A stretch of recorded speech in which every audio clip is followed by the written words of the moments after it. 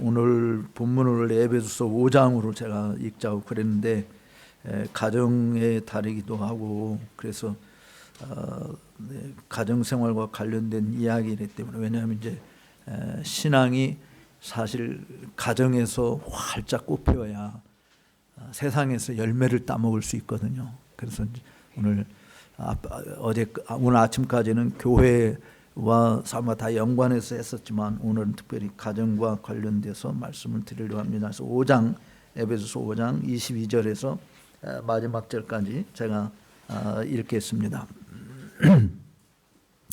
에베소서 5장 22절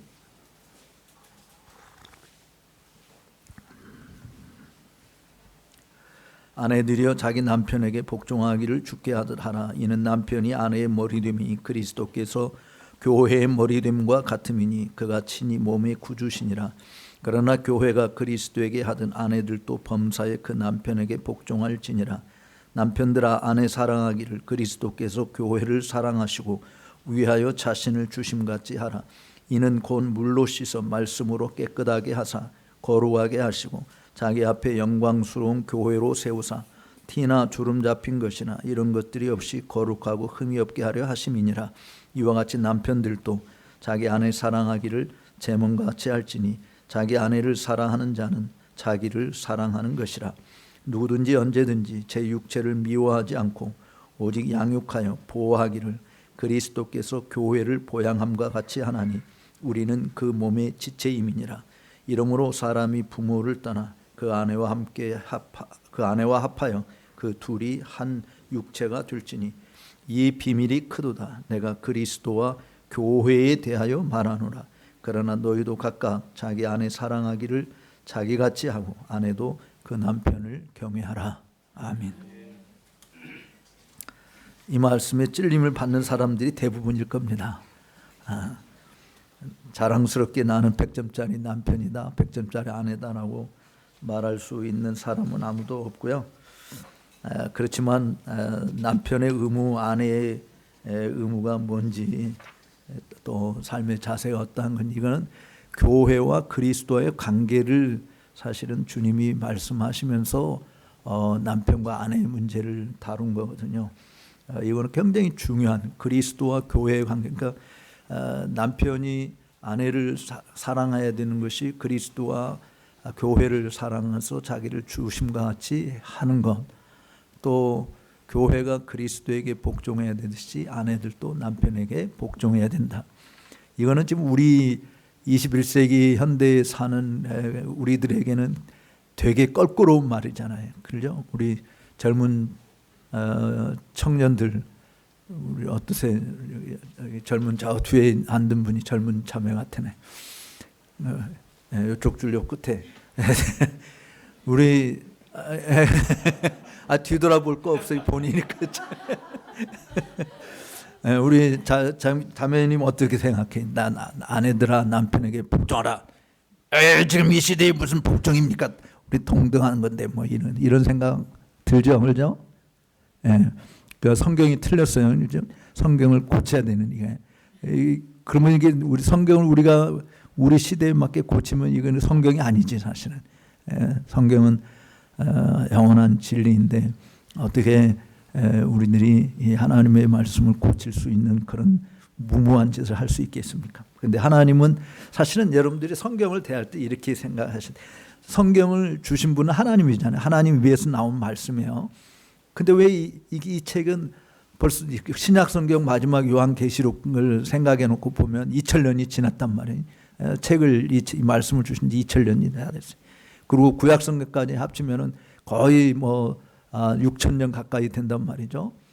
그러면 이렇게 낡은 책을 지금 21세기 최첨단 이 과학 기술이 발달된 더군다나 인공지능까지 있어가지고 지금 사람 앞으로 어떤 세계가 어떻게 변할지 모르겠는데 이런 시대에 이 오래된 낡은 책이 필요하냐 이렇게 생각하는 사람들에게 이제 제가 늘 하는 이야기 중에 그냥 이거는 일반적으로 하는 이야기예요.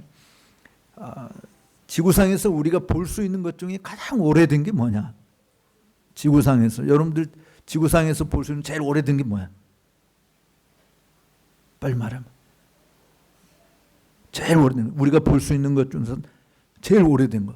하나님이 만든 것 중에. 에? 아니, 하나님 만드신 것 중에.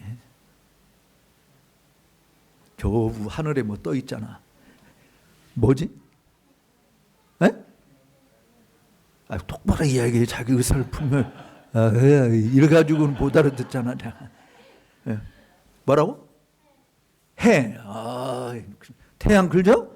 제일 오래된 빛이 있으라. 무슨 어떤 궁창에 있는 빛, 태양, 달, 별들 이거 제일 오래된. 그러니까 태양 너무 오래돼서 지금 쓸모없어. 새로운 태양 만들어야 된다. 사람들이 이야기해요, 안 해요?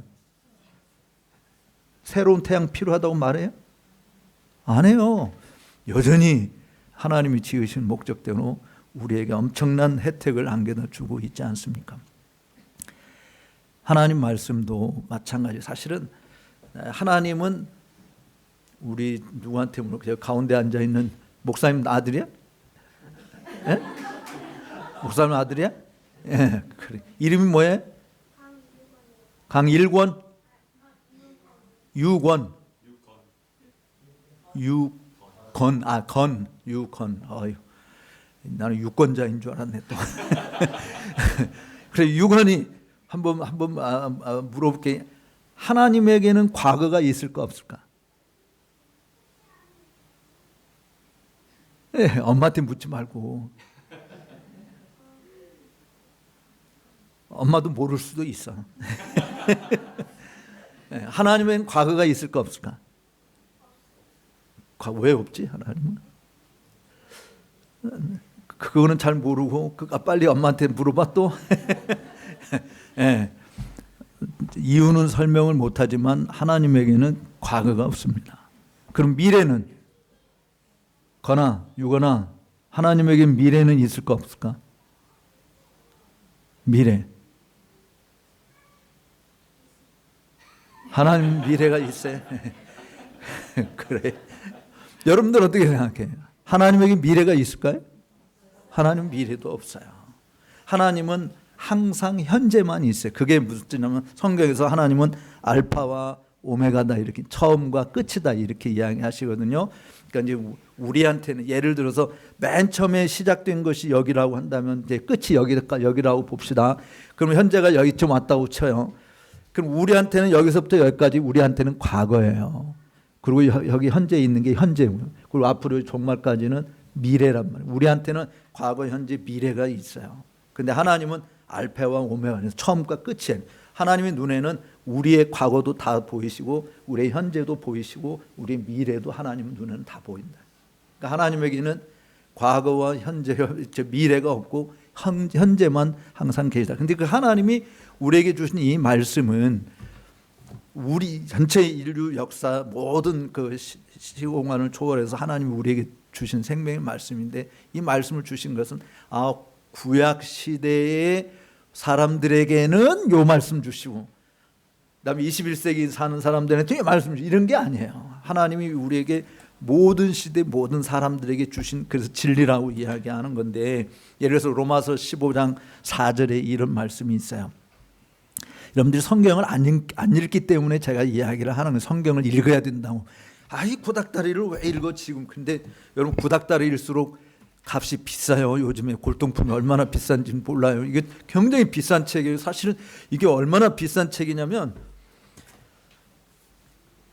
이 신명기 7장에 보면 하나님이 우리한테 이 말씀을 주실 때 십계명 특별히 주실 때 자기 손가락으로 돌에다가 새겨서 주셨다고 그랬거든요. 근데 우리가 상징적인 거지만 여러분들이 손가락으로 돌에다가 글자를 새겨 보세요. 여러분 손에서 뭐가 흘려요? 피가 흘려도 안 새겨져요, 사실은. 여러분 손가락으로 돌에다가 글씨를 새긴다고 해보세요. 나오는 건 피밖에 안 나와요. 그런데 하나님이 돌에다가 자기 친히 손으로 새겨서 주셨다라고 이야기하는 것은 피 흘려서 주신 거예요. 그러니까 예를 들어서 연산군 시대 때 그 자기 어머니가 폐유된 때 뭐 사약 먹고 피 흘린 거 그거 옷 보고 이제 완전히 돌아가지고 이상한 짓을 했잖아요. 이 피 묻은 옷을 보고 어머니가 아니면 여러분의 조상이 남겨줬으면 그거 하찮게 생각하겠어요? 매우 귀하게 생각하겠어요? 피 묻은 뭐가 있다, 피땀 흘려서 읽어놓은 거 있다, 이거는 굉장히 소중한 거잖아요. 그러니까 이 하나님의 말씀은요, 하나님이 피 흘려서 우리에게 주신 이 말씀을 주시기 위해서 하나님이 피 흘리신 거예요. 말씀이신 예수님이 십자가에서 물과 피를 다 쏟아주시고 우리에게 주신 거라. 그러니까 성경은 매우 귀한 책이에요. 사실 저는 그 찬송가에 있는 것 중 나의 사랑하는 제 피로 헤어졌으나 어머님의 무릎 위에 앉아서, 저는 이 찬송은 못 불러요. 왜냐면 한 번도 우리 어머니가 나를 무릎에 앉혀놓고 성경을 들려준 적이 없는데 내가 그 노래를 어떻게 부르냐고. 그러니까 여러분들도 여러분의 자녀들이 그 찬송을 부르게 하려면 어려서부터 내 무릎 위에 앉혀놓고 재미있게 들려주는 성경 말씀이 있어야 되는데, 요즘에 뭐 핸드폰 보나 뭐 비디오 유튜브 보라 뭐 하고 성경 안 읽어주잖아요. 그러니까 찬송을 못 부르게 하는 것이 너무 많은 거예요. 그러니까 사실은 이게 너무너무 소중한 거기 때문에 재미있게 듣다면 또 들려달라고 그래야 되는. 그래서 성경 말씀은 지금 이 시대에도 지금 이 21세기에 남녀 평등이, 남녀 동등이 아니고요. 성경은 남녀 평등이에요. 자꾸 동등이라고 이야기하는데 여자와 남자가 동등하지 않아요. 평등한 것이지. 우선 다르잖아요. 여자하고 남자하고 생김새도 다르고, 아기를 못 낳아요. 남자는 일단 낳고 싶어도 못 낳는다니까. 그러니까 남자하고 여자하고 똑같은 게 아니라고요. 근데 세상은 자꾸 남자하고 여자하고 똑같다고 자꾸 이야기하는데, 하나님은 구분되게 지으신 거예요. 그래서 남자의 일이 있고 여자의 일이 있는 건데 세상이 자꾸 하나님의 뜻과 어긋나게 살아가는 거예요. 그래서 로마서 15장 4절 다시 돌아와 보면 뭐라고 말씀하셨냐면, 무엇이든지 전에 기록된 바는, 여기서 무엇이든지 전에 기록된 바는 뭘 말하는지 아세요? 무엇이든지 전에 기록된 거. 그러니까 우리가 성경을 구약과 신약으로 나눠요. 지금 바울이 지금 로마에 있는 교인들에게 편지 쓰면서 무엇이든지 전에 기록된 바는 할 때, 그 전에 기록된 건 뭘 말해요? 구약 성경을 이야기하는 거. 구약 성경. 그러니까 지금 바울이 로마 교회 성도들에게 쓰는 거예요. 구약의 맨 마지막 성경이 뭐죠? 유건이 다시. 구약의 맨 끝에 있는 성경. 나 컨닝을 너무 잘한다 너. 하여간 컨닝을 해서라도 맞췄어. 어쨌든 말라기 성경. 말라기하고 마태복음하고 우리 장수로는 딱 한 장만 넘기면 말라기에서 마태복음은 넘어와. 근데 시간적으로는 얼마나 걸리는지 아냐? 시간적으로 얼마나, 말라기에서 마태복음 오기까지는 몇 년이 있었어야 돼. 400년 내지 500년 가까이 시간이 지나서 온 거예요. 근데 지금 바울이 로마서를 쓰면서 한 이야기를 보세요. 무엇이든지 전에 기록된 바는 다 구약 시대의 성도들을 위해서 준 것이다 라고 했습니까? 아니면 거기 제1인칭 복수 대명사가 거기 있죠. 뭘로 써 있어요? 다 우리의 교훈. 여기서 말하는 우리는 문자적으로 말하면 바울과 바울 당시의 사람들을 말하는 거죠. 문자적으로. 그러니까 바울이 구약 성경을 어떻게 이해했냐면, 구약 성경 전에 기록된 바울 시대에 벌써 500년 전, 400년 전, 빨리 잡으면 400년 전인데 그 1500년 이상 된 책이잖아요. 그 책을 하나님께서 구약 시대 이스라엘 백성들의 교훈을 위해서 주셨다 이렇게 말하지 않고 우리의 교훈을 위해서 주셨다고 한다면, 이 말씀을 우리 오늘 21세기에 사는 우리에게 적용해 보면 이 말씀은 곧 바울과 바울 당시 사람들의 교훈을 위해서 준 것이 아니고 지금 이 시대를 사는 우리를 위해서도 주신 교훈이다. 그래서 하나님의 말씀은 진리라고 하는 거예요. 진리는 시대와 환경, 역사, 상황 모든 것을 초월해서 적용되는 말씀이 이 진리인 것이거든요. 물론 이제 구약에는 의식법들, 예를 들어서 레위기에 나오는 제사법들, 이런 것은 히브리서에서 이야기하고 있죠. 다 그리스도의 모형이라고 해서 예수님이 오셔서 예수님이 단번에 자기를 제물로 하나님께 드림으로 구약의 모든 제사 제도는 다 없어진 거예요. 지금 우리 양 잡고 소 잡고 뭐 염소 잡고 하나님께 제사 드리지 않잖아요. 그렇지? 유거나? 예. 그럼 왜냐하면 예수님이 다 십자가상에서 다 이루셨기 때문에 우리는 더 이상 하지 않은. 그래서 이제 사실은 제사는 죄 사함을 받기 위해서 하나님 앞에 우리가 드려야 될 부분이에요. 근데 예배는 죄 사함 받기 위한 것이 아니에요. 예배는 죄 사함 받은 은혜에 감사해서 내가 마땅히 하나님께 엎드려 절하는 하나님이 나의 주이시다라고 해서 예배하는 거예요. 그래서 여러분들이 예배 드립시다가 익숙합니까? 예배 합시다가 익숙합니까? 예배 드립시다가 익숙하잖아요. 그거는 성경적으로 잘못된 거예요. 성경에서 말하는 예배, 구약에서도 이미 예배 또는 경배라고 하는 쓰인 단어는 경배하다, 예배하다가 돼 있지 경배 드리다, 예배 드리다가 아니. 드리는 것은 제사예요. 제사는 제사 드리다.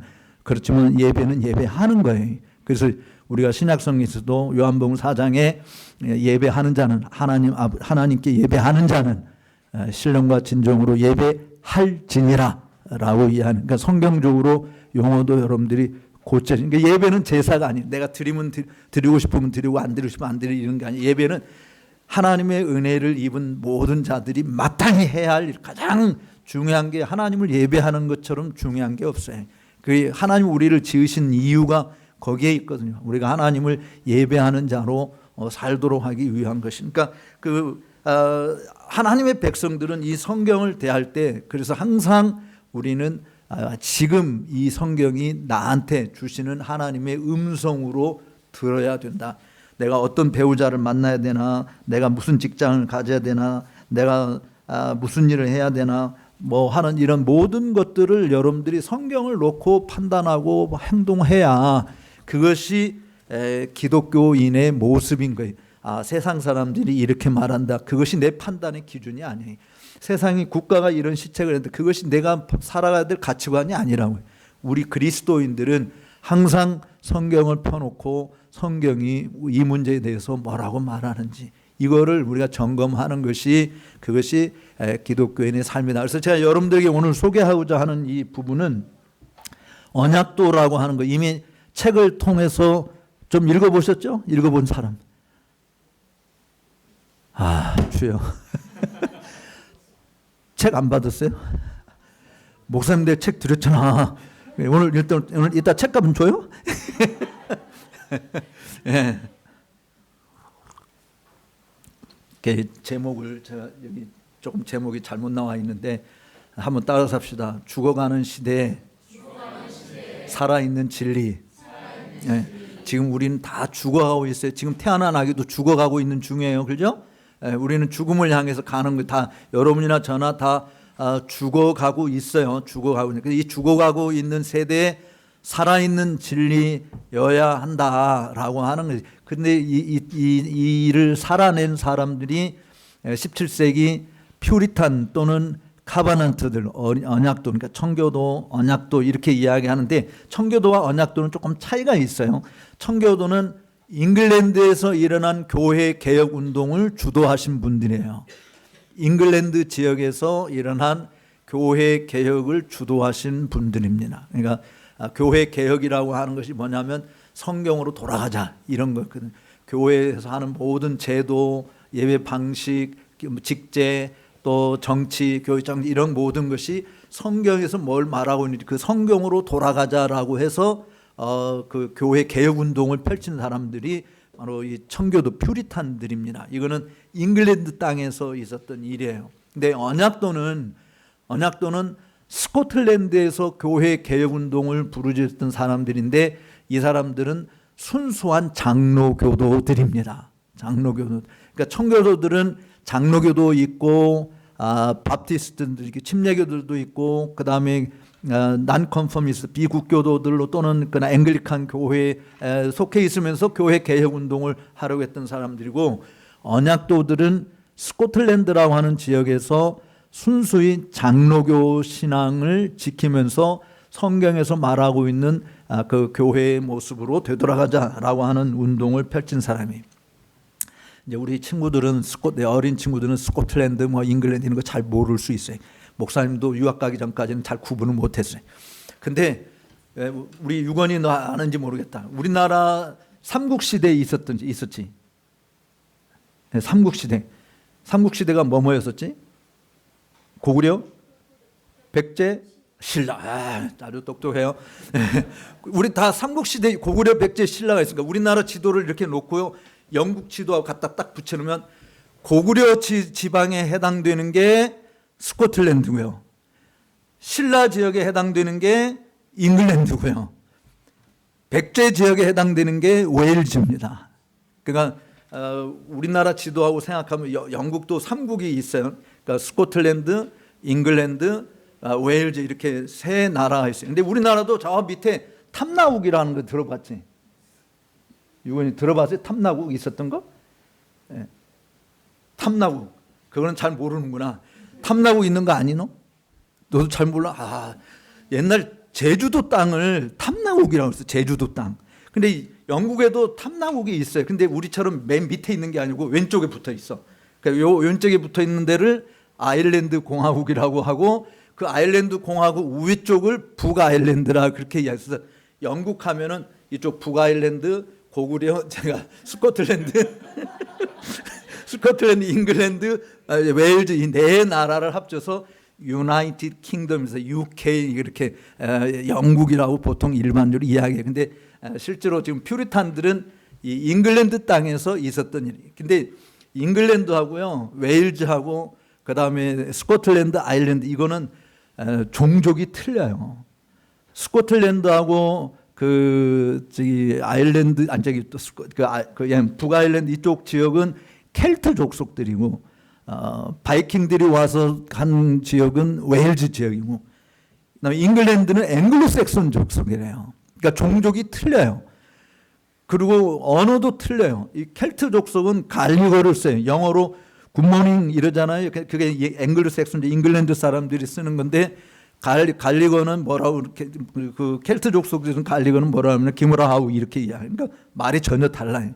이거 사실은 영어가 제2 외국어에 거기에서 스코틀랜드. 그래서 스코틀랜드 여러분들이 가서 보신 분이 혹시 있는지 모르는데 장로교 본산지가 거기니까 가서 보시긴 해야 돼. 도로 교통 표지판 보면 우리나라도 한글로 써 있고 밑에 영어로 써 있고 이러잖아요.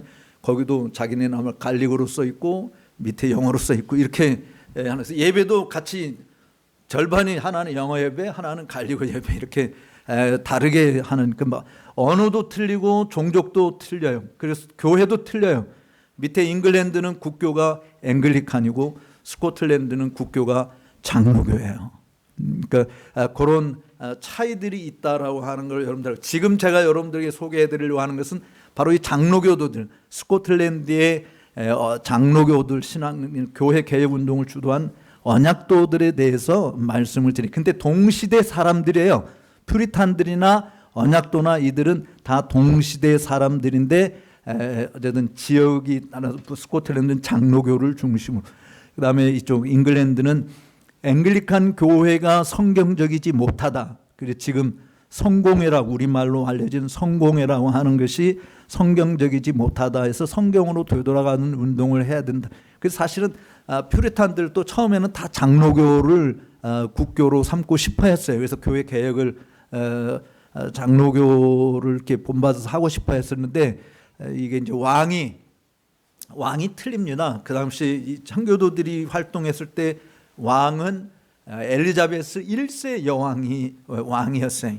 그 다음에 스코틀랜드에서는 우리가 잘 아는 제임스 6세 이 왕이 스코틀랜드의 왕으로 있었으니까 왕실이 다른 나라였거든요.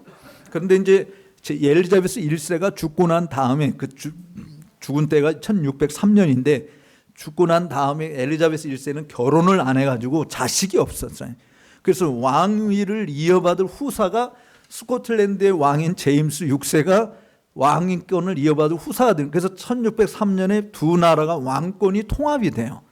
그래서 지금 찰스 3세가 이번에 왕이에요. 그런데 그게 지금 이 스코틀랜드 왕권의 왕조의 계승을 계속 받고 있는 거거든요. 그래서 제임스 6세가 잉글랜드 내려와서는 제임스 1세로 바뀌어요. 바로 그 제임스 1세가 한 일이 뭐냐면 가장 중요한 일이 킹 제임스 성경 들어보셨죠? 킹 제임스 성경. 그 제임스 성경을 우리말로는 흠정역이라 그렇게 하는데 그 제임스 성경을 1611년에 만드는 사실은 정말 지금까지 영어 성경 중에서는 가장 탁월한 번역으로 아직까지도 사용되고 있는 건데, 바로 이 엘리자베스 1세 때, 그다음에 제임스 1세 왕 그 아들이 찰스 1세, 그리고 그 아들이 또 찰스 2세. 그래서 찰스 2세, 그러니까 1558년 엘리자베스 1세 여왕 때부터 시작해서 1661년 찰스 2세가 왕위에 오를 때까지 그 기간을 청교도 운동이라고 그러고요.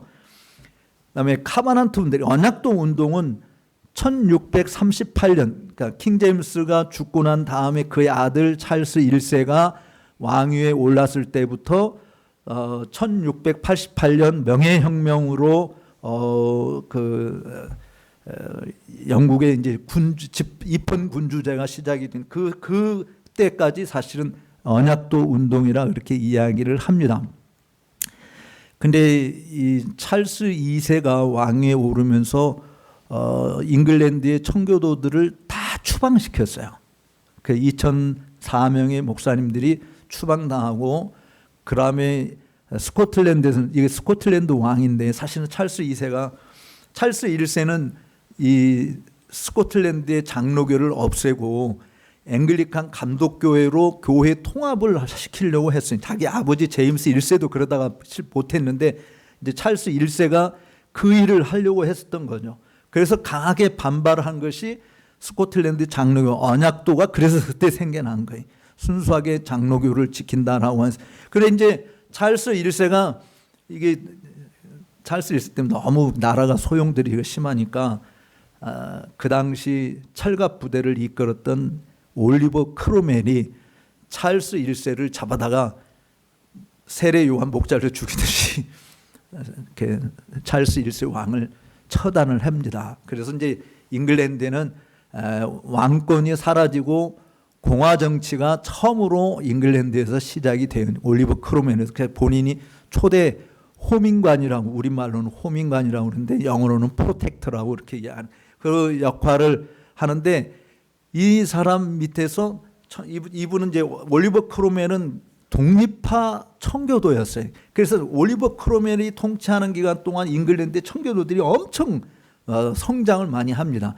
그런데 이제 올리버 크로멜도 어쨌든 하나님의 섭리에서 수를 다하고 죽어요. 죽고 난 다음에 그 아들이 로버트 크로멜이 제2대 호민관으로 올라서는데 아들이 너무너무 무능한 거예요. 그래서 못 살겠다 해가지고 왕정 복구 운동을 하는 거예요. 그래서 찰스 1세가 목잘려 죽을 때 화란으로 도망간 게 찰스 2세인데, 찰스 2세는 스코틀랜드 왕이기 때문에 이제 찰스 2세한테 스코틀랜드 언약도들이 찾아가서 당신을 우리 스코틀랜드 왕으로 다시 추대를 하겠다. 조건은 뭐냐? 한 가지만 지켜다오. 그 조건이 스코틀랜드의 장로교를 국교로 굳건히 지켜다오. 이거거든요. 그러니까 망명가 있는 찰스 2세가 오케이, I'll do it. 내가 그렇게 하겠다라고 약속을 하죠. 그래서 스코틀랜드 와서 몰래, 사실은 올리버 크로멜이 통치하고 있을 때 몰래 와서 왕위 즉위를 해요. 그런데 이제 그 올리버 크로멜은 그 스코틀랜드 일이니까 자기 상관하지 않는다라고 해가지고 이제 잉글랜드만 통치하고 있는데, 아들이 이제 이어받아서 너무 통치를 못하니까 다시 왕정 복구. 이래가지고 찰스 2세가 잉글랜드로 다시 내려와서 스코틀랜드랑 잉글랜드랑 두 나라를 다시 통치를 하게 된 거예요. 근데 웨일즈는 이미 12세기 때 합병이 되어가지고 사실은 이미 웨일즈는, 그래서 이제 그 왕세자를 듀크 오브 웨일스를 웨일즈 공으로 그렇게 이야기하는 건데, 그 웨일즈는 이미 포함이 되어 있었기 때문에 그 당시는 없었지만 스코틀랜드 잉글랜드 싸움이었거든요, 항상. 근데 이게 싸움도요 비등비등해야 싸우는데, 스코틀랜드고 잉글랜드는 인구 비례가 9대 1입니다. 지금도 스코틀랜드는 인구가 한 550만, 그리고 잉글랜드는 인구가 5,500만 정도 돼요. 그러니까 거의 9대 1, 10대 1 가까이 되는, 이게 인구 비례로 싸우면 안 돼. 그런데요, 놀라운 것은 스코틀랜드가 작은, 인구가 적지만 19세기까지 스코틀랜드는 대학이, 유니버시티가 4개 대학이 존재했고 잉글랜드는 2개밖에 없었어요. 잉글랜드에 존재하는 대학은 옥스퍼드하고 캠브리지 대학 2군데밖에 없었고, 스코틀랜드는 19세기 말까지 대학이 에딘버러 대학, 세인트 앤드류 대학, 글라스고 대학, 아버딘 대학 이렇게 4개 대학이 존재할 수 있었어요. 그리고 잉글랜드에서는 2개 대학이 학생 수가 900명밖에는 안 됐었는데 2개 대학 합쳐서 스코틀랜드는 4개 대학에 1,800명이 공부하고 있었다고요. 그러니까 사실 스코틀랜드가 없었으면 대영 제국이라고 하는 것이 탄생하기 어려울 정도로 사실 스코틀랜드에 하나님이 굉장히 복을 많이 주셨어요. 근데 그 복을 받은 이유가 이 언약도들 때문에 그래요. 언약도들이요, 찰스 2세가 왕에 오르면서 자기 장로교 지키겠다고 그랬잖아요. 근데 그거를 깡그리 무시하고 잉글랜드의 앵글리칸 교회와 통합을 한다. 앵글리칸 교회를 한다. 근데 왜 왕들이 앵글리칸 교회랑 통합을 하려고 했냐면 앵글리칸의 신앙 고백에는 이게 있어요. 교회의 머리는, 우리 뒤에 앉는 우리 주일학생, 네가 이름이 뭐라고 그랬지? 너 참 이야기. 교회 머리는 누구죠? 교회 머리는 하나님 맞지만 더 정확하면 예수님이라고 이야기하는데 어쨌든 교회 머리는 예수님이에요. 하나님이 교회 머리예요. 그런데 앵글리칸의 신앙 고백에서는 교회의 머리는 짐이다 이렇게 돼 있어요. 그러니까 왕이다 이렇게 돼 있는 거예요. 그래서 사실은 앵글리칸 교회의 수장이 왕이에요. 왕으로 돼 있어서 왕이 뭐 어느 너 목사 너 이쪽에 가라 저기 가라 하고 다 지명하는, 그러니까 왕이 국가와 교회를 2개를 다 통솔하는 왕권 신수설을 가졌다고 그렇게 주장을 하는 거죠. 그럼 하나님으로부터 그런 권력을 받았다. 근데 장로교는 그게 아니, 교회 머리는 예수님이다. 그래서 장로교에서는 왕도 교회의 회원에 불과한 것이지 교회 지도자도 아니고 왕도 아니다고 까부지 말라고 이런 식으로 이제 장로교에서 이렇게 이야기하는. 그러니까 왕들은 장로교가 싫었던 거예요. 앵글리칸은 교회 머리가 왕으로 되어 있으니까 그저 교회를 막 좌지우지 다 할 수 있는데 이게 스코틀랜드는 그게 아니란 말이에요. 그래서 찰스 2세가 이 군대를 이끌고 와서 자기 동족이잖아요. 같은 종족. 그래서 장로교도들을요 다 죽여요. 총불이 되고 너 장로교 믿을래? 감독교회 믿을래?라고 이야기하면 장로교를 따른다고 이야기하면 그 자리에서 다 총으로 쏴서 죽이고 엄청난 핍박이 일어나서 1661년부터 88년까지 명예혁명으로 끝날 때까지 18,000여 명의 장로교 성도들이 순교를 당합니다. 그때 순교당 제일 나이 어린 애가 9살, 10살, 11살 이런 아이들도 총불이 되고 너 장로교 신앙 가질래? 감독교회 신앙 가질래? 하면 애들도 나는 이러이러한 신앙 때문에 장로교를 포기할 수 없습니다 해서 순교를 당해요. 그러니까 지금 이제 이 이야기, 여러분 언약도 책을 보시면 그 역사적인 배경을 제가 우리 안 읽어봤다고 그러는데 정말 읽어보세요. 우리 장로교가 얼마나 그 피해 역사를 가지고 있는지, 그런 가운데서도 꼽히는. 그래서 하나님께서 순교자의 피를 헛되게 여기지 않아요. 잉글랜드에서는 순교자가 거의 없어요. 청교도들 가운데는 순교자가 거의 없었어요.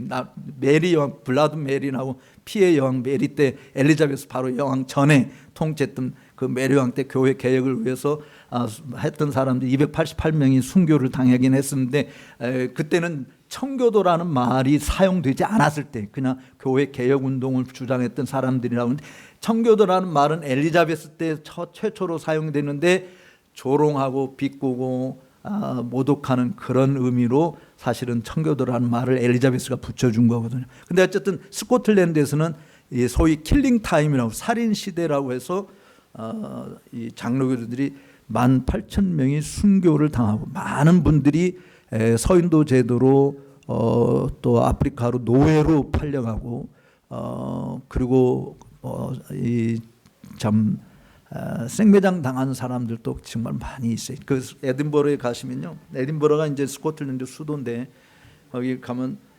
그레이프라이 커크라고 하는 그레이프라이 회 수도승 교회 뭐 이렇게 얘기하는, 영어로 이거 교회가 처치인데 그 스코틀랜드 갈리그에서는 교회가 커크예요. 그래서 처치라고 하는 거 커크라고 이야기하는, 독일어의 키르케라고 하는 것과 비슷한 것. 그 예배당 안에 가면 이제 언약도들이 처음에 거기서 문서 서명하고 했었던 그런 곳인데, 한쪽에 이거보다 조금 더 넓은 공간에 빈터가 있습니다. 제가 처음에 영국 가서 놀란 건요, 전부 다 그린 그라스야. 골든 그라스를 찾아볼 수가 없어. 아니 어떻게 1년 내내 그 잔디가 푸르지. 정말 1년에 그 365일 가운데 300일 이상이 비가 오니까 잔디가 말라 죽는 것이 하나도 없고 그냥 항상 푸른 초원이에요. 그런데 여러분 그런 지역인데 이 지역에는 풀 한 포기가 없어요. 그래서 내가 물어 아니 여기는 어떻게 풀 한 포기도 없냐 그랬더니 바로 그곳에 언약도들 25명을 그 땅에다 묻고 그냥 생매장 산채로 묻힌 그런 곳이라고.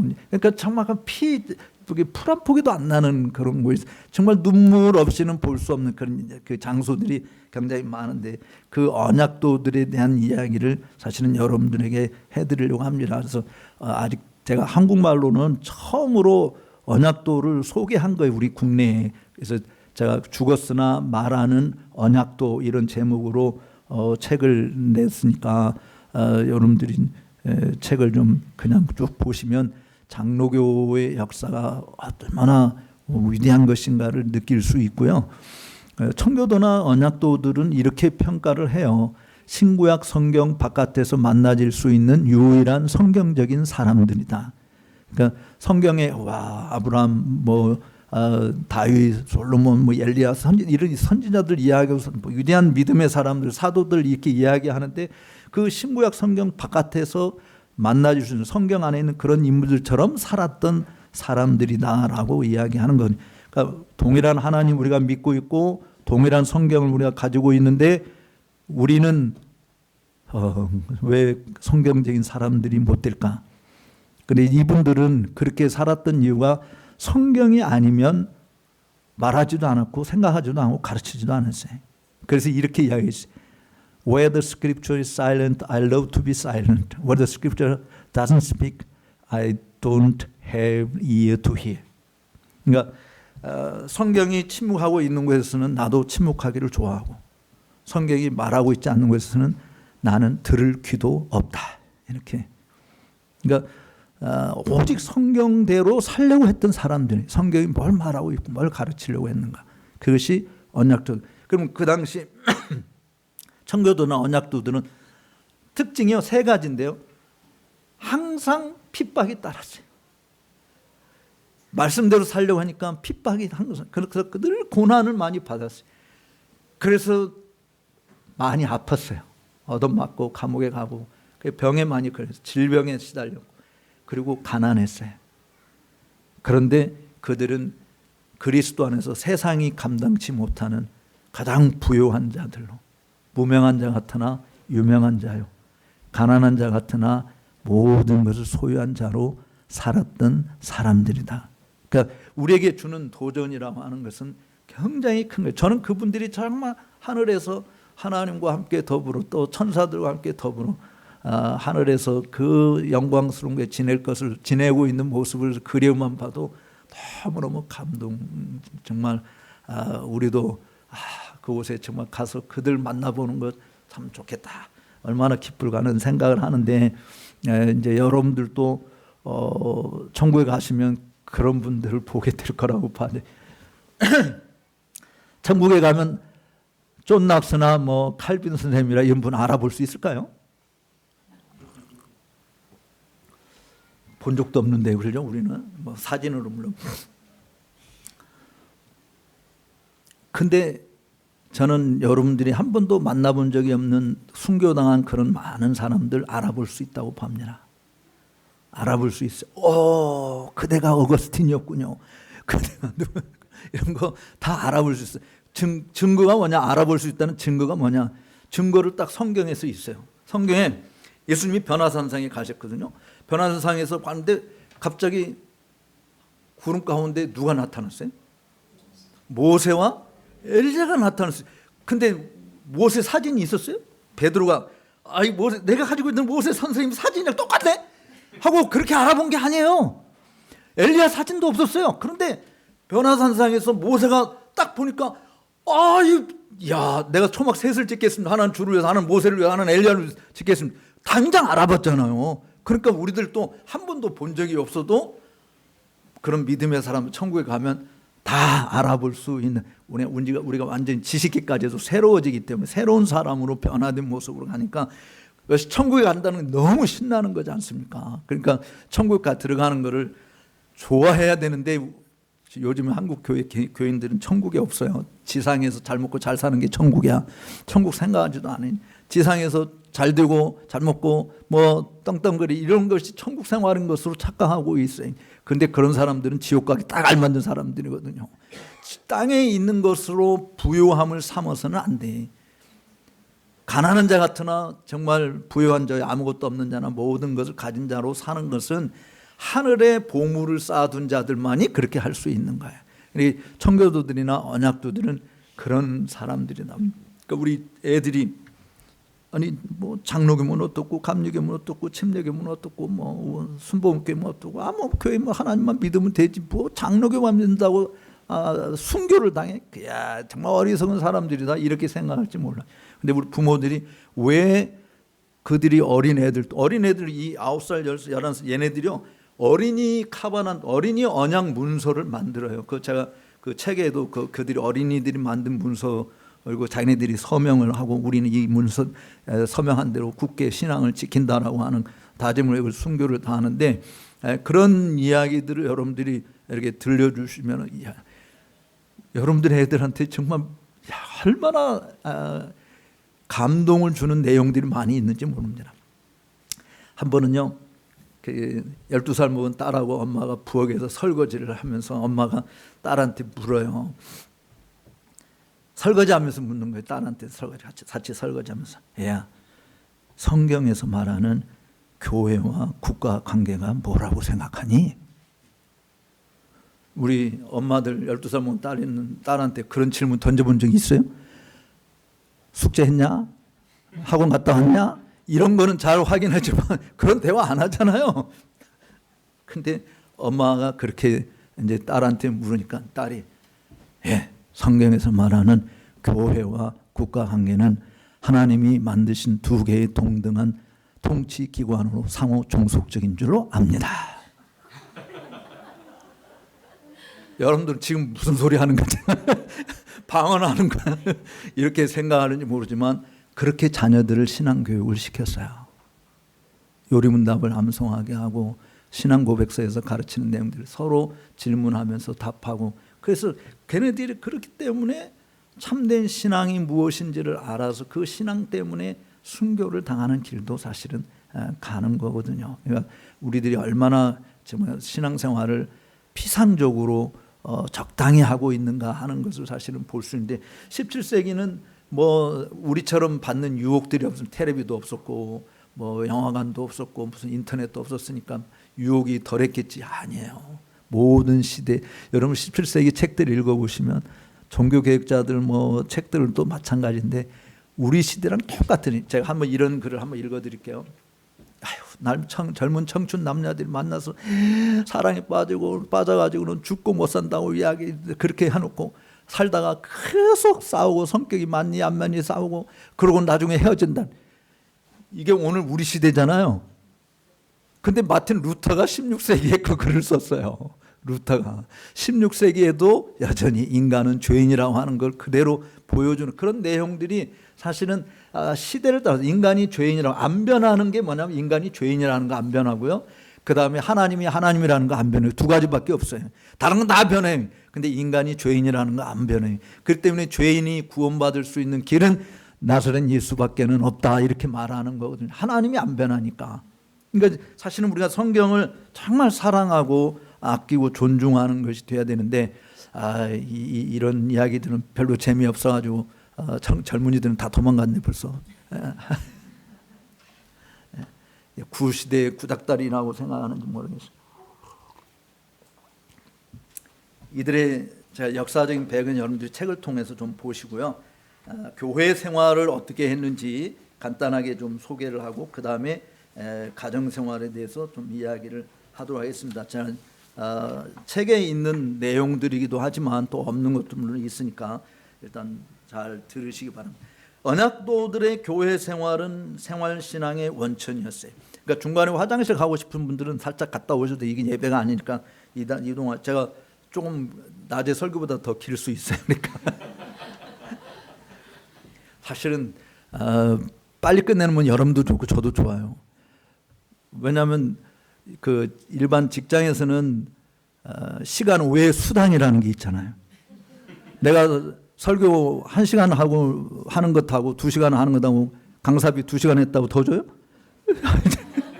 없어요. 그러니까 저도 빨리 끝내는 게 저한테도 유리한 건. 근데 어쨌든 앉아서 여러분들 혹시 내가 화장실 가고 싶다 그러면 자연스럽게 그냥 갔다 오시면 되겠습니다. 교회 생활은 신앙생활의 원천이다. 생활신앙의 원천이다. 이렇게 말할 수 있어요. 잉글랜드의 청교도들과 마찬가지로 주일날을 뭘로 간주했냐면 주일날을 spiritual market day다 이렇게 이야기했어요. Sunday is the spiritual market day. 그러니까 주일날은 영적 장날이다. 영적 장날이다 이렇게 생각했어요. 그래서 주일날은 한 주일 동안 필요한 모든 음식을 다 준비하는 거예요. 그래서 그것을 받아가지고 다 그 음식을 받아서 집으로 돌아가서 한 주일 동안 그것으로 먹고 사는 일을 행하는 일. 그래서 사실은 주일날은 여러분들은 우리 지금 한국의 성도들이나 뭐 다른 나라 성도들도 마찬가지인데 주일이 우리에게 필요한 것은 6일 동안 일 열심히 잘하기 위해서죠. 그렇죠? 여러분들도 그렇게 생각하죠? 6일 동안 열심히 일하기 위해서는 주일날 쉬어야 된다 이렇게 생각. 청교도들은 정반대. 6일 동안 열심히 일하는 것은 주일을 위해서 그렇게 일한 겁니다. 주일을 우리는 쉬는 날로만 생각하지만 사실 청교도들이나 언약도들은 6일 동안 열심히 일하는 이유가 주일을 거룩하게 잘 보내기 위해서다라고 하는 거예요. 그러니까 목적 자체가 굉장히 틀린 거예요. 그래서 영적인 장날이기 때문에 여러분 시장 갈 때 그냥 아무런 생각 없이 가서 보고 이거 좋겠다 해서 사는 사람하고 내가 뭐 필요하냐 하고 저 미리 적어가지고 목록 적어가지고 가서 사는 것하고 누가 지혜로워요? 우리 권사님 해보셔서 오랫동안 해보셔서 알죠. 그냥 아무런 생각 없이 시장 가서 보니까 이거 괜찮겠네 이거 사고 저거 괜찮겠네 이거 사고 이러는 것은 그런 사람하고 결혼하면 안 돼 남자들. 그러면 이게 돈이 다 엉뚱한 데로 셀 수 있어. 근데 정말 내가 우리 집에 필요한 게 뭔가라고 생각을 그걸 적어놓고 거기 가서 사는 사람은 지혜로운 것이죠. 그리고 돈 낭비도 절약할 수 있는 부분이 되는 거고요. 그러니까 영적 장날이라고 하는 것은 그냥 가서 아이고 그게 웬 떡이냐 내가 전혀 생각지도 못했는데 이런 걸 주시다니 이건 우리 한국 사람들이 잘하는 거지. 막판 뒤집기 하려고. 그래서 일주일 동안 개판으로 살다가 주일날 와서 이게 웬 떡인가 하고 복권 당첨되듯이 그렇게 기대하고 사는 사람. 이거는 신앙생활에서 아주 잘못된 신앙생활이에요. 우리가 학생 시절에 보면 이제 여름 수련회 하잖아요. 그러니까 개판으로 살다가 수련회 가서 왕창 은혜 받고 와서 조금 있다가 또 완전히 또 다시 원점으로 되돌아가. 그러다 또 겨울 수련회 또 해. 그다음에 뭐 은혜 받고 또 다시 원점으로 돌아가. 이런 것이 아니다. 사실은 수련회가 필요한 것이 아니고 여러분들이 주일을 어떻게 지내느냐에 따라서 우리가 일주일이 얼마나 행복하냐. 그리고 1년 내내 얼마나 행복. 그러니까 이 청교도들이나 언약도들은요. 우리처럼 따로 무슨 집회를 하고 이러지 않아요. 주일날 모이고 수요일날 3일 기도에 모이는 이 부분들. 그들이 따로 모였던 시간은 뭐만 있었냐면 성찬 시즌 때만 따로 모였어요. 성찬식을 할 때 우리는 주일날 하루만 이렇게 성찬식 하지만 이들은 보통 2주 동안 성찬 시즌을 했어요. 그래서 2주 동안 성찬 시즌 때 부흥사경회 같은 거를 한 것이죠. 그래서 그 기간 때만 사실 따로 모였었지 그 이제는 다른 모임들이 사실은 없었거든요. 그러니까 여러분들도 마찬가지. 저는 자신 있게 사실은 우리 강 목사님은 어떻게 뭐 하시는지 잘 모르겠습니다만 강 목사님도 개혁주의를 사랑한다 한다면 그렇게 하리라고 생각해요. 여러분들을 위해서 최고의 양질의 음식을 준비하는 거죠, 목사는. 그런 양식을 준비해서 여러분들이 와가지고 이야 영양가 있는 음식을 먹고 갔다. 너무 배부르고 좋다 감사하다. 감격스러운 것이 되어야 되지 않겠어요? 근데 와서 예배 참석하는데 너무 배가 고파. 영적으로 이게 만족이 안 돼. 이거는 이거 병들게 만드는 거죠. 그래서 심한 질병에 걸리게 할 수도 있어요. 그래서 사실 목사는 일주일 내내 다른 데 신경 쓸 시간이 없습니다. 사실은 성도들을 위해서 기도하고 그리고 그들에게 필요한 영의 양식을 정말 잘 준비하는 것이 돼야 돼요. 그래서 이 스코틀랜드에서나 잉글랜드에서 이 당시에 목사님들이 오전 1시 이전에, 그러니까 오후 1시 점심 먹고 1시 이전에 바깥에 나돌아다니는 목사는 가짜 목사다라고 이야기할 정도로, 그리고 목사는 1시까지 집에 처박혀서 서재에서 기도하고, 여기 그 어떤 분이 있었냐면 사무엘 루터포드라고 하는 분인데, 사무엘 루터포드 목사님 언약도 사자라고 그렇게 그 평가를 받으시는 분인데, 저는 여러분들이 그 저는 루터포드라고 발음하는데 미국에서 온 사람 다 러더포드라고 이야기한다. 내가 뭐 러더포드가 됐든 루터포드가 됐든 사무엘 이 루터포드 목사님이 쓴 서한집이라고 하는 게 있습니다. 그 크리스찬 다이제스트에서 발간을 했어요. 이 서한집 때문에 유명하신 분인데, 이분이 이제 그 복음을 전하는 이런 일 때문에 왕한테 유배된, 찰스 그 1세 때 유배돼서 아버딘 감옥에서 9년 동안 갇혀 있으면서 자기가 시골에서 목회했던 그 아노스라고 하는 지역에 조그만한 어촌인데 거기에 목회했던 성도들에게 편지, 옥중 서신을 보낸 것이 그 사무엘 러더포드의 레터들입니다. 그러니까 우리말로 서한집으로 이렇게 번역이 됐는데, 여러분들이 꼭 한번 읽어보세요. 마치 빌립보서 읽는 거랑 너무너무 성경을 읽는 것 같습니다. 내용이. 이야, 정말 너무너무 감동적인. 그래서 스코틀에서 가정 예배할 때 성경 읽고 이 루터포드의 편지를 한 장씩 식구들과 돌아오면서 읽는 것처럼 아주 그 감동적인 그런 책인데, 이 책의 그 역사에서 이 책의 그 위치가 어거스틴의 고백록, 그 다음에 토마스 아켄피스의 그리스도를 본받아라고 하는 그 반열에 올라서 있는 책입니다. 정말 탁월한, 뭐 번역에 조금 미숙한 점들도 있지만 어쨌든 여러분들이 보시면 굉장히 도전, 아이들하고 같이 함께 한 장씩 매일 읽어도 도전이 되는 그런. 이분이 뭐냐면, 이분을 사람들이 평가할 때 사무엘 루터포드 목사님을 보니까 항상 기도하고 있었고, 항상 신방하고 있었고, 항상 책을 보고 있었고, 항상 설교하고 있었다. 이게 목사의 삶에서.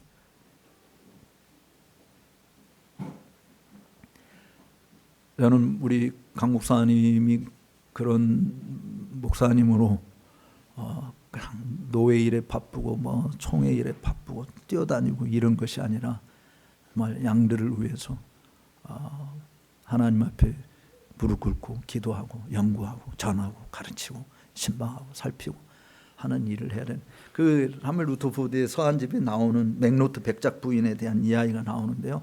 맥노트 백작 부인이 지금 우리 식으로 한 100리 정도 떨어진 곳에서 매일 이 사무엘 루터포드 목사님 교회에 와서 예배를 참석하고 말씀을 들었어요.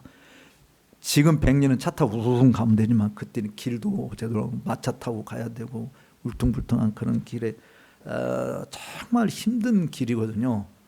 그러니까 이제 몸종이 많이, 우리 마을의 목사님도 정말 훌륭한 설교자신데 왜 거기 이렇게 이 먼 데를 매주일마다 가십니까? 사실은 당신은 귀족들이기 때문에 이게 하인들이 사실 시종을 다 들어야 되잖아요. 그러니까 시종 들으는데 너무 힘든 거예요. 이게 먼 길을 하니까. 그러니까 이제 그런 불평을 하니까 이 맥노트 백작 부인이 이렇게 대답을 합니다. 얘야, 그래 우리 마을의 목사님도 너무너무 설교를 잘하시고 그리스도에 대해서 얼마나 잘 가르쳐 주는지 몰라. 그런데 내가 이 루터포드 목사님 설교를 들어 예배 먼 길을 오는 이유가 뭔지 아냐? 루터포드 목사님은 그리스도에 대해서 잘 들려줄 뿐만 아니라 그리스도가 누구인지 보여주잖아. 나는 루터포드 목사님이 보여주는 그 그리스도를 보기 위해서 여기 오는 거다. 목사가 그래야 된다고 봐. 목사를 보러 오는 게 아니라 목사가 증거하는 그리스도, 목사가 보여주는 그리스도, 그 그리스도를 보여주고 들려줘야 그게 진짜 그리스도의 사자가 아니겠어요? 목사가 아니겠어요? 여러분들 제가 아침에도 이야기한 것처럼 교회 와서 누구 왔니 누구 안 왔니 이런 거 살피고 그러는 게 아니라 정말 주님을 못 만나고 가는 것은 내가 금식하면서 애통해야 하는 것이에요. 주님은 만나주시는데 내가 못 만나고 간다는 이것처럼 억울한 일이 어디 있습니까? 왔는데 헌금까지 냈는데 근데 미친 장사자는 주님 못 만나고 가면 사실 때 하나님을 만나고 가야 돼. 그러면 목사가 할 일이 뭐냐? 목사를 바라보게 하는 게 아니라 목사가 증언하는 그 그리스도를 여러분들이 보는. 그래서 바울이 데살로니가에 편지하면서 그랬지 않습니까? 내가 너에게 일러준 말을 사람의 말로 받지 아니하고 하나님의 말씀으로 받음이니 진실로 그러하도다. 믿는 자 속에서 살아 역사한다. 목사가 전하는, 저는 그렇게 사도 바울이 전한 것이 한마디 한마디가 다 성경이었다 그렇게 생각하지는 않습니다. 우리에게 성경으로 남겨준 것만 성경이. 근데 데살로니가 교회 성도들이 사도 바울이 증거해 주는 말씀을 들을 때 사람의 말로 받지 않고 하나님의 말씀으로 받았다. 그래서 설교를 사실은 칼빈은 하나님의 예언적 음성이라 그렇게 이야기한 거예요. 하나님께서 지금 하나님 말씀은 prophetic voice of God. 하나님이 지금 우리에게 목사의 입을 통해서 하나님이 말씀하시는 거다. 그래서 여러분들이 집에 가서 할 일이 뭐냐면 오늘 목사님을 통해서 하나님이 내게 뭘 말씀하셨는가라고 하는 것을 이야기하는 거지. 오늘 서창원 목사가 무슨 설교했대? 이게 중요한 게 아니에요. 오늘 강민수 목사님 무슨 설교했대? 이게 중요한 게 아니에요. 그를 통해서 하나님께서 나에게 무슨 말씀을 하셨느냐라고 하는 것을 하는. 그래서 그거를 늘 되새김질을 하는 거예요. 성경에 보면은 구약 성경에 먹어야 될 음식, 고기 뭐 이런 거 짐승 이렇게 이야기할 때 굽이 갈라지고 그 다음에 되새김질 하는 거를 먹으라고 그랬잖아요. 되새김질.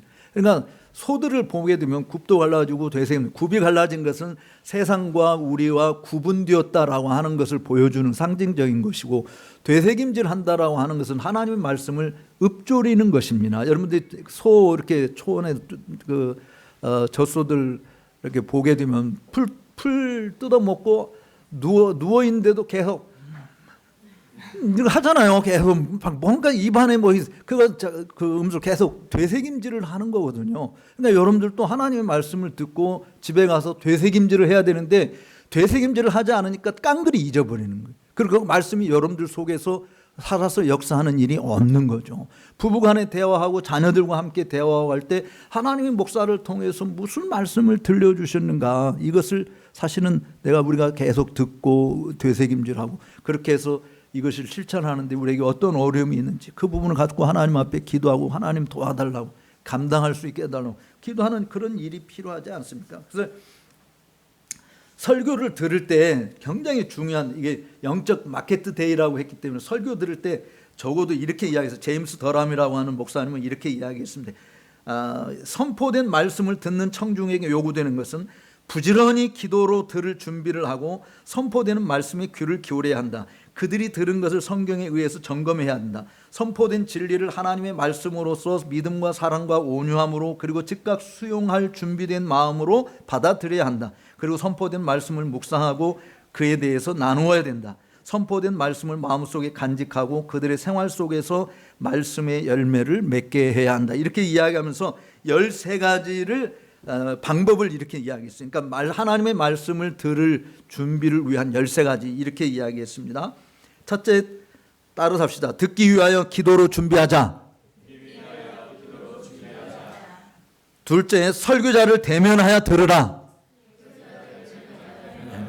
설교자 안 쳐다보고 그냥 이게 주보나 읽고 딴 생각하고 눈 감고 지그치 인자한 모습으로 앉아 계시지 말고 눈을 부릅뜨고 귀를 바짝 열고 온 마음은 사실은 저는 목회하면서 제 자신이 하는 것이 리차드 박스터 목사님이 했던 것처럼 이것이 오늘 나의 마지막 설교인 줄 알고 죽어가는 자로서 죽어가는 사람에게 설교하노라 이런 말을 했거든요. 그게 제 목회의 소신이에요. 다시는 전할 수 없는 이것이 나의 마지막 설교라고 생각하고 죽어가는 사람에게 내가 죽어가는 사람으로 마지막 유언을 남기듯이 설명. 그래서 온 몸을 다해서 정말 이 모든 에너지를 쏟아 놓는 것이죠.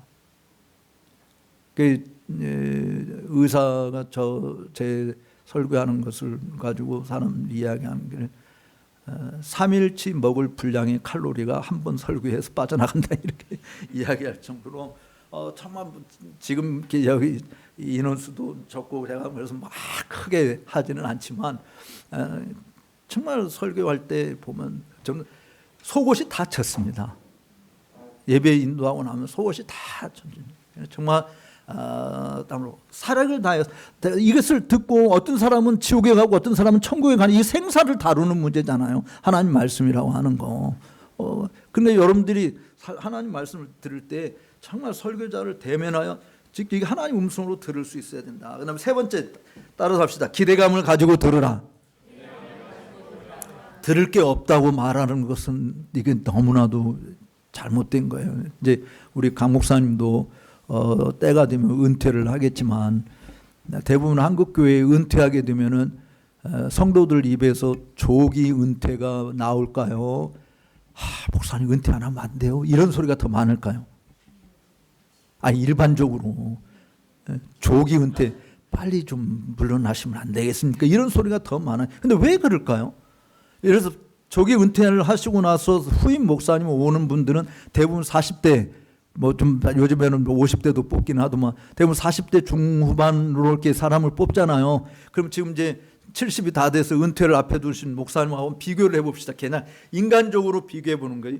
기도를 해도 누가 더 많이 기도를 했겠으며 성경을 읽어도 누가 더 많이 읽었겠으며 목회의 연륜과 경륜을 생각하면 누가 더 월등하겠는가. 이제 40대하고 지금 60대 후반 은퇴를 앞에 둔 목사님 비교해 보면 이쪽이 훨씬 더 점수가 높아야 되잖아요. 근데 조기 은퇴를 요구를 하는 거예요. 왜냐하면 지금 기도도 덜 했고 신방도 덜 목회 경륜도 덜하고 성경 읽은 것도 덜하고 뭐 학식도 덜 할 수 있는데 40대를 원한다라고 하는 이야기는 저는 목사 책임이라고 보는데요.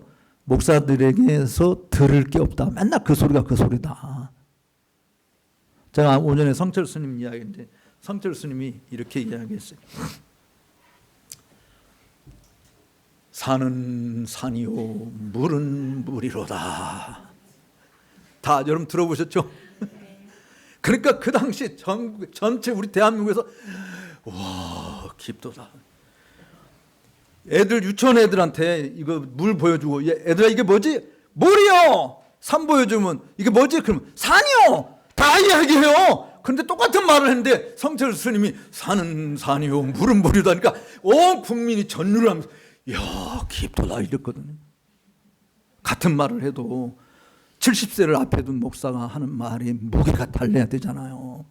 무게가 달려야 되고 깊이가 달려야 되는 거예요. 그래야 성도들이 조기 은퇴하지 말고 하나님 계속 은퇴 없이 계속 있어주면 안 되겠습니까? 이런 소리가 나오잖아요. 중들이 은퇴하는 거 봤어요? 죽을 때까지 하잖아요. 고승이 있잖아요. 고승이. 근데 왜 우리 기독교는 고승이 없냐 말이에요. 이판사판이라는 말 여러분 아시잖아요. 이판사판. 개판을 이야기할 때 불교에는요 2판승과 4판승이 있어요. 4판승은 시주받으러 돌아다니는 사람이고 뭐 문제가 있을 때 감옥 들고 싸우는 사람들이 4판승이에요. 근데 2판승은 안 싸우고 고승들이에요. 불교가 윤리 도덕 종교지만 아직까지도 존재하는 것은 바로 2판승들 때문에 존재하는 겁니다. 천주교에도 2판승이 있고 4판승이 있어요. 4판승은 정의구현 사제들 같이 맨날 헛소리나 하고 돌아다니는 놈들이고, 그리고 2판승들은 주교들, 감독들 이런 사람들이 그들은 싸우지 않거든요. 그들은 한마디 해도 예전에 우리 김수환 추경관은 한마디 하면 전국 신문에 다 나오고 그랬지 않습니까? 근데 우리 기독교만은 모조리 다 4판승밖에 없어. 2판승이 없어요. 2판승이. 누가 지금 존경하냐고 목사들을. 텔레비에 나오는 그 목사님들 누가 존경해요? 자기 교회 크다고 사람들이 다 존경합니까? 들을 게 없는 거죠. 그것은 이유가 뭐냐? 하나님 말씀을 씨름하지 않는 거예요. 하나님 말씀을 계속 묵상하고 씨름하고 해도 우리가 말씀의 깊이를 아는 것이 너무너무 적은데 말씀 공부하지 않고 연구하지 않고, 그러니까 목사로 하여금 다른 데 바쁘게 해서는 안 되는 거예요. 정말 기도하고 말씀 연구하는데 전적으로 거기에 헌신하도록 목사를 뒷받침해 주는 게 필요한 것입니다. 그럴 때 올 때마다 기대가 오늘 하나님 목사님께 나한테 어떤 말씀을 주실까 기대감이 있어야 되잖아요. 근데 뭐 기대감도 없어. 그냥 왔다 종교적인 예식에 참석하고 아이고 내 종교 오늘 내가 예배 참석했지 하고 그냥 자기 스스로 만족하고 가는 거예요. 그러니까 하나님에 대한 생각이 전혀 없는 거죠. 하나님 말씀이 내 바깥 이렇게 예배당 문 밖을 나갈 때 내 가정을 어떻게 변화시키고 내 직장 생활이 어떻게 달라지고 내 사람 인간관계가 어떻게 달라지고 이 말씀의 영향력이라고 하는 게 전혀 없는 것이 되고 마는 거예요. 기대감을 가지고 나오세요. 저는 부목사가 앉아서 제가 앉아 있고 설교를 할 때도요. 하나님 비판할 게 많이 있죠. 저보다 못하는 사람들이 대부분이니까. 근데 비판하지 않아요. 앉아서 일단 하나님 저 목사님을 통해서 내게 들려주신 말씀이 뭔가 그거를 먼저 들어요. 그리고 나중에 이제 교육자 회의할 때 야, 오늘 이렇게 설교했는데 이런 거는 이렇게 해석을 해야 되고 저건 이렇게 해야 되는 거 아니냐 뭐 이런 이야기는 가끔 해줘도 비판하지 않습니다. 하나님이 내게 뭘 말씀하시는 그것을 들는 것이 정말 중요한 것이다 라고 하는 여러분들이 목사님 설교에 대해서 비판을 많이 할 수도 있어요. 그 뭐 대화를 나눌 수도 있습니다. 그렇지만 하나님이 내게 뭘 말씀하시는 이거를 기대감을 가지고 들어야 된다. 그럴 때 사실은 누구에게 귀를 기울이냐 네 번째 하나님께 귀를 기울이라. 하나님께 귀를 기울이는 목사에게 귀를 기울이는 것이 아니고 하나님께 귀를 기울이게 되는 거예요. 그 다음에 다섯 번째 온 마음을 다하여 들으라.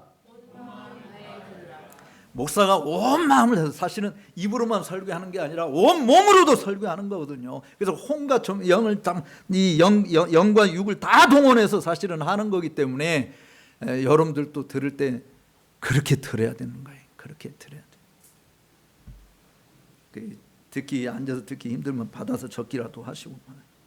그 다음에 여섯 번째 따라서 합시다. 순종할 마음으로 들으라. 너나 하세요 이러지 말고 내가 해야 된다라고 내가 순종할 마음으로 들어야 된다. 그 다음에 일곱 번째 그리스도를 의존하는 자세로 들으라. 그 다음에 여덟 번째 올바른 방식으로 들으라. 아홉 번째 경외감으로 들으라. 열 번째 집중하여 들으라. 11번째 기도하는 마음으로 들으라. 12번째는 듣고 행하라. 그 다음에 마지막 13번째가 아주 재밌어 좋아요. 아주 좋은 말이 영원한 삶을 위하여 들으라. 네. 사실 우리가 듣는 말씀 하나님 말씀은 영혼과 직결되어 있는 거거든요. 영원한 삶을 위해서 들어야 된다. 사실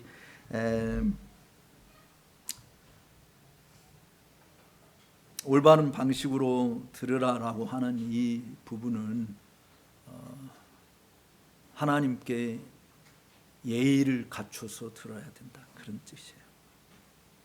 우리가 어른들 만나러 갈 때, 예를 들어서 대통령 만나러 갈 때 우리 앞에 반주한 자매 대통령 윤석열 대통령 불렀어. 그럼 그렇게 옷차림하고 갈 거야? 안 가지 그렇게. 하나님께 나오는 건 윤석열 대통령보다 더 높으신 분이잖아. 우리가 하나님께 나와 예배하는 거예요. 그 영국에서 제가 공부하면서 느낀 감동이 뭐였냐면 이런 꼬마들도 다 여자애들은 치마 정장에 머리 모자를 쓰고 남자들은 다 정장하고 그리고 예배당에 부모님 손잡고 다 와요. 근데 우리는 그렇지 않아요. 저는 뭐 목회하면서 그렇게 실천을 했었는데 그래서 바지 입고 교회 오는 여자들은 들어오지도 못하겠고 정장을 다 하고 하나님 앞에 최고 영어에 그러면 썬데이 드레스라고 하는 게 있거든요. 주일날만 입는 비싼 옷을 입으라는 게 아니라 다 가장 깨끗하고 가장 예의 바른 복장으로 하나님 앞에 나와서 예배하는. 제가 신학교 다닐 때 70년대 이제 신학교 다닐 때는 학교에 항상 이렇게 넥타이 메고 가서 강의를 들었어요. 그리고 넥타이 안 매고 그냥 바지 입고 이렇게 오는 사람은 한두 사람이 있을까 말까. 그런 사람들은 다 껄렁껄렁한 사람들이 신학교 온 사람들이죠. 대부분이 다 정장을 했어요. 근데요, 제가 유학 갔다 와서 신학교 가서 가르치는데 정장을 입기는커녕 완전 반바지에다가 스레빠 끊고 나와서, 야, 니네들이 하나님 말씀 배울 그런 마음의 준비가 됐냐? 하나님 말씀을 대하는 거다. 말씀을 대하는데 어떻게 그런 복장으로 와서 말씀을 대한다고 하냐? 하여간 뭐 지금은 그러니까 신학생들도 자기네들이 뭐 채플 시간에 순서 맡을 때만 정장을 입지, 그냥 평상시는 다 그래. 근데요, 하나님 말씀을 대할 때 우리는 하나님을 대하는 것처럼 대해야 된다. 하나님을 대하. 그래서 하나님 말씀을 들을 때도 예의 바르게, 예의 올바른 방식으로 하라는 것은 최고의 지존자이신 하나님을 뵈러 오는 거예요.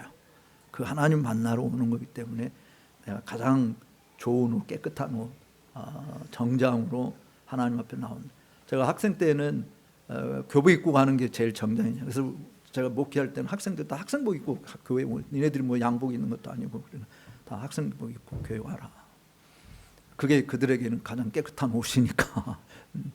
그럼 우리가 옷을 정장을 한다라고 하는 것은 함부로 행동하지 않는 것을 말합니다. 내 자신을 절제시키는 것. 근데 옷을 집에서 입는 편한 옷, 캐주얼 입고 오는 것은 그냥 함부로 행동해도 된다라고 하는 것이거든요. 그러니까 조금 불편해도, 우리는 신앙생활 하는데 좀 불편해도 그렇게 감수하는 것이 필요하다. 그건 하나님께 대한 예의다. 그래서 제가 그 예배도 영어로 서비스라고 하거든요. 서비스. 그죠? 네. 서비스라고. 우리 누구한테 서비스하는 거냐? 하나님께 서비스하고 성도들에게 서비스하는 거예요. 그 우리가 식당 같은 데 가면 종업원들이 지저분한 옷 입고 그 서브하는 데는 다시는 가요, 안 가요? 빨리 대답해요. 식당에 들어갔는데 종업원들이 서브하는 게 깨지지한 옷을 입고 지저분하게 하면 다시는 안 해. 아예 들어갔다가 다시 나올 수도 있어. 근데 정말 종업원들이 깔끔한 옷을 입고 친절하게 이렇게 안내하고 깨끗하게 안내하면 뭐 기분이 좋잖아요. 우리가 하나님 앞에 나오는 것도 그래야 된다. 사실 저는 제가 강제로 할 수만 있다면 하고 싶은 게 여성들 반드시 모자 쓰라고. 성경에 그랬잖아요. 머리에, 여자들은 교회 나올 때 머리에 수건을 두르고 오라고. 왜 외국 사람들이 예배당에 갈 때 머리에 모자 쓰고 오느냐. 그 성경의 가르침대로 하는. 로마 가톨릭은 계속 그렇게 하잖아. 미사 드릴 때 자기네들 미사는 드리는 거예요. 왜냐하면 미사는 예배가 아니에요. 제사예요. 미사라는 말 뜻이 제사. 천주교는 맨날 제사 드려요. 예수님이 십자가에 못 박혀. 그러니까 맨날 예수님 십자가에 못 박힌 것만 가지고 있지. 우리는 부활하신 예수님을 믿는 건데 그 사람들 맨날 십자가에 못 박힌. 그래서 집이든 뭐 어디든 다 십자가에서 이런 모습밖에는 안 보여주는. 근데 우리는 그런 주님을 믿는 게 아니라 부활하신 주님, 다시 사신 주님을 사실은 우리가 믿는 건데, 물론 십자가에 못 박히시고 다시 사신 못 박힌 것도 있지만, 그러니까 천주교는 미사가 맨날 제사거든요. 그래서 종교개혁자인 존 낙스는 미사를 뭐라고 하냐면 사단이 만든 최고의 걸작품이 미사다 그랬어요. 그래서 천주교를 2단 중에 2단으로 이야기를 한 거예요.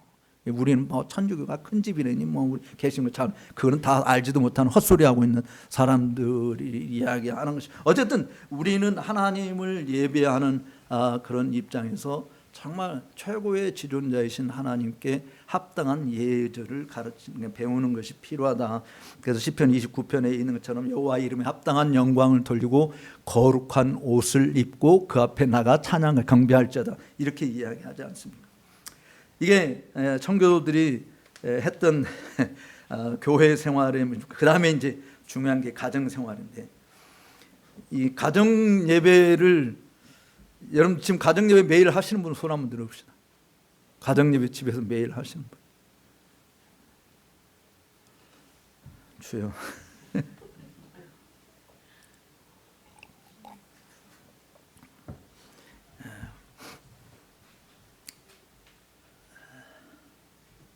언약도들은 주일 예배 후에 매일 아침 저녁으로 가지는 가정 예배를 통해서도 성경에 푹 젖어 갔습니다. 자녀들은 성경을 최고의 교사로 여겼기 때문에 가능한 한 자주 성경을 읽고 습득하도록 가르침을 받았어요.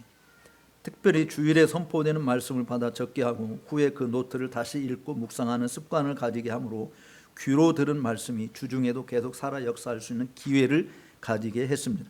주일 저녁에 학교 교사들과 학생들은 주일에 들은 설교 말씀을 점검하는 시간을 가짐으로 말씀이 삶의 뿌리를 내리게 되는데 큰 도움을 가지게 되었습니다. 이 가정예배 지침서를 제가 그 신학은 삶이다라고 하는 책 뒤에 가정예배 지침서를 거기 부록으로 실어놨거든요. 그러니까 신학은 삶이다라고 하는 책 그거를 뒤에 보시면 그것도 사서 여러분들이 좀 봐주시면 감사하겠습니다. 이 개혁주의자들이 쓰는 책들은 잘 안 나가요. 사람들이 잘 안 봐요. 근데 여러분들이 좀 사주시면 뭐 저한테 도움이 될지 안 될지는 모르겠지만 그래도 도움이 되겠죠. 좀 팔리면. 그리고 이왕 그 저를 좀 도와주시는 김에 서창원의 신앙 일침이라고 하는 유튜브가 있습니다. 안 들어도 괜찮으니까 들어갔다가 일단 구독자도 좀 눌러주세요.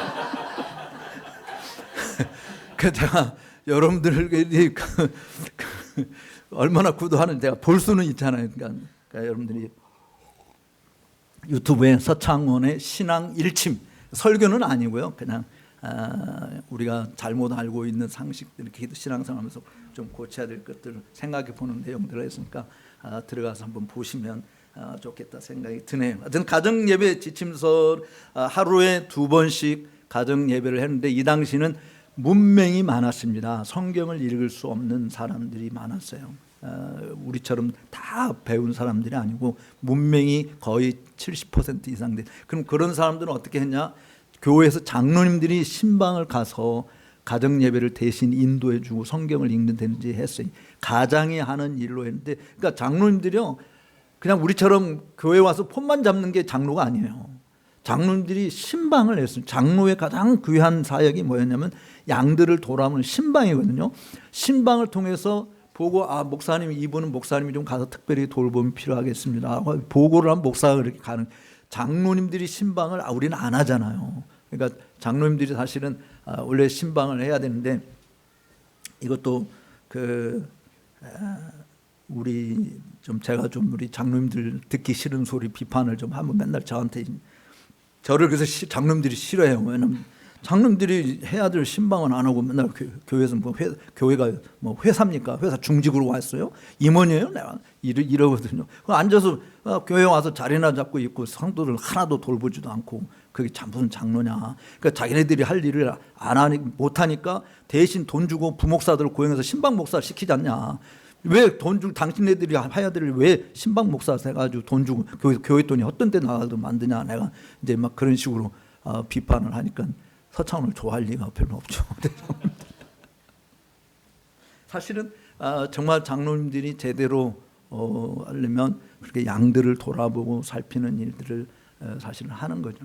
그래서 목사도 신방 갈 때 장로님들과 같이 신방 다니고 저도 신방할 때 늘 장로님들인데 그래서 항상 직장 하루 데이오프 하쇼 하고 그래서 같이 신방을 다니고 그랬었는데 장로님이 신방을 다니셔야 되는 목사님하고 같이 다니셔서 성도들을 알아야 기도를 하잖아요. 장로님들이 성도들을 알아야 기도하고 신방의 목적은 성도들의 형편을 살피는 것이 아니라 성도들의 영적 상태를 진단하는 목사는 영혼의 의사거든요.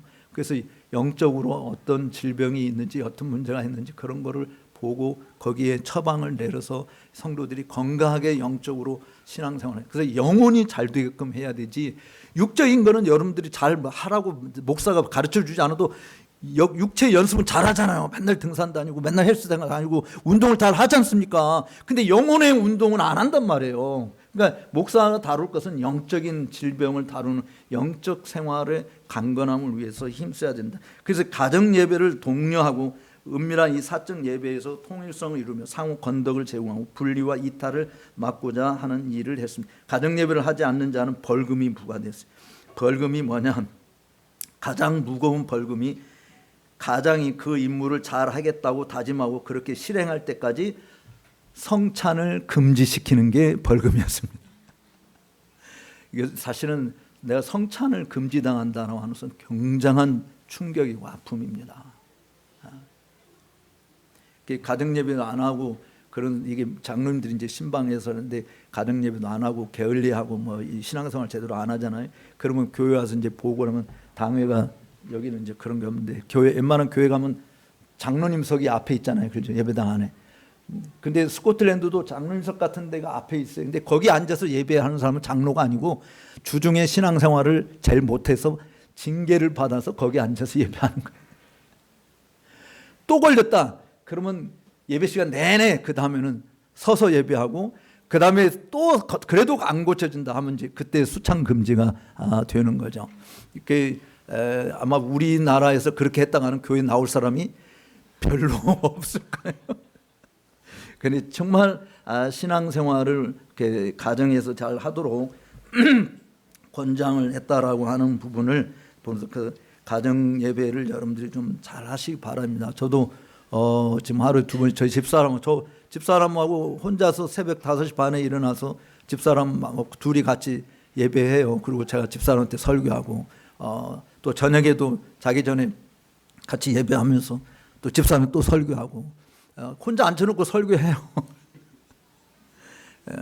그게 가장이 해야 할 일입니다. 목사로서 하는 일이 아니라 제 아내의 남편으로서 가장으로서 제가 그 일을 왜냐하면 남편으로서 아내의 영적 삶을 관장을 해줘야 되잖아요.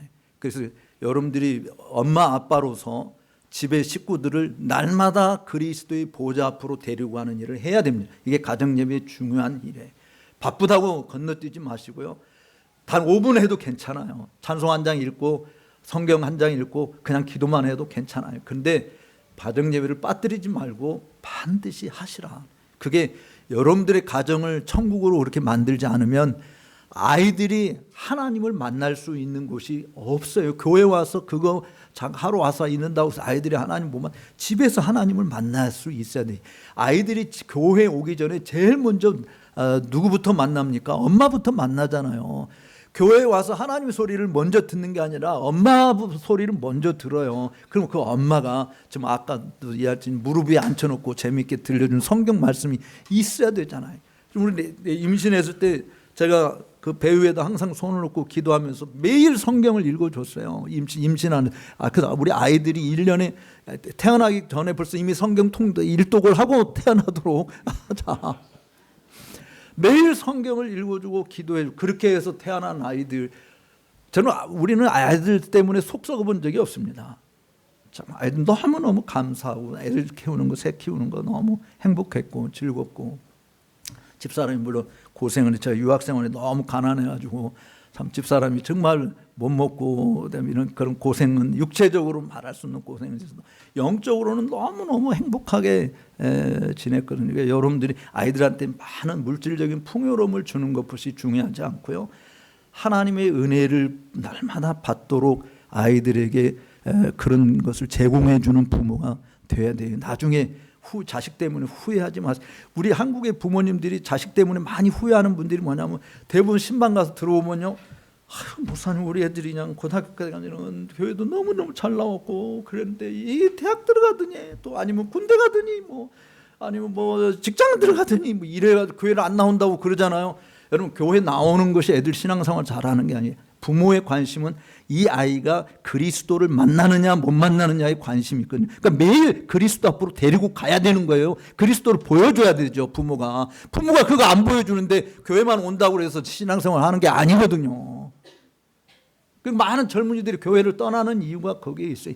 그러니까 어렸을 때부터 하나님을 듣고 하나님을 배우고 하나님을 보게 만들어주는 일을 부모가 해야 걔네들이 늙어서도 그러니까 마땅히 할 길 아이에게 가르치라 그리하면 늙어서도 그 길을 떠나지 아니하리라라고 성경이 이야기인데 마땅히 해야 할 길을 안 가르치고 그냥 교회 오는 것만 우리 애들 교회 오늘 교회 갔다 온 건 그러니까 학원 갔다 오거나 학교 갔다 오거나 숙제 검사하듯이 교회 갔다 온 것도 검사를 해야 되는 거예요. 아이들은 다른 교회 보내고 엄마는 이쪽에 오고 이것도 안 돼. 엄마가 봐야 되는 거예요. 사실 부모가 집에서 교회에서 우리 아이들이 어떻게 신앙생활 하는지 보고 바르게 전해주고 가르치고 그래서 함께 들은 말씀을 아이들과 함께 나누는 것이 필요하지 이게 완전히 한국 교회는 그냥 가족 분리 이상가족 만들잖아요.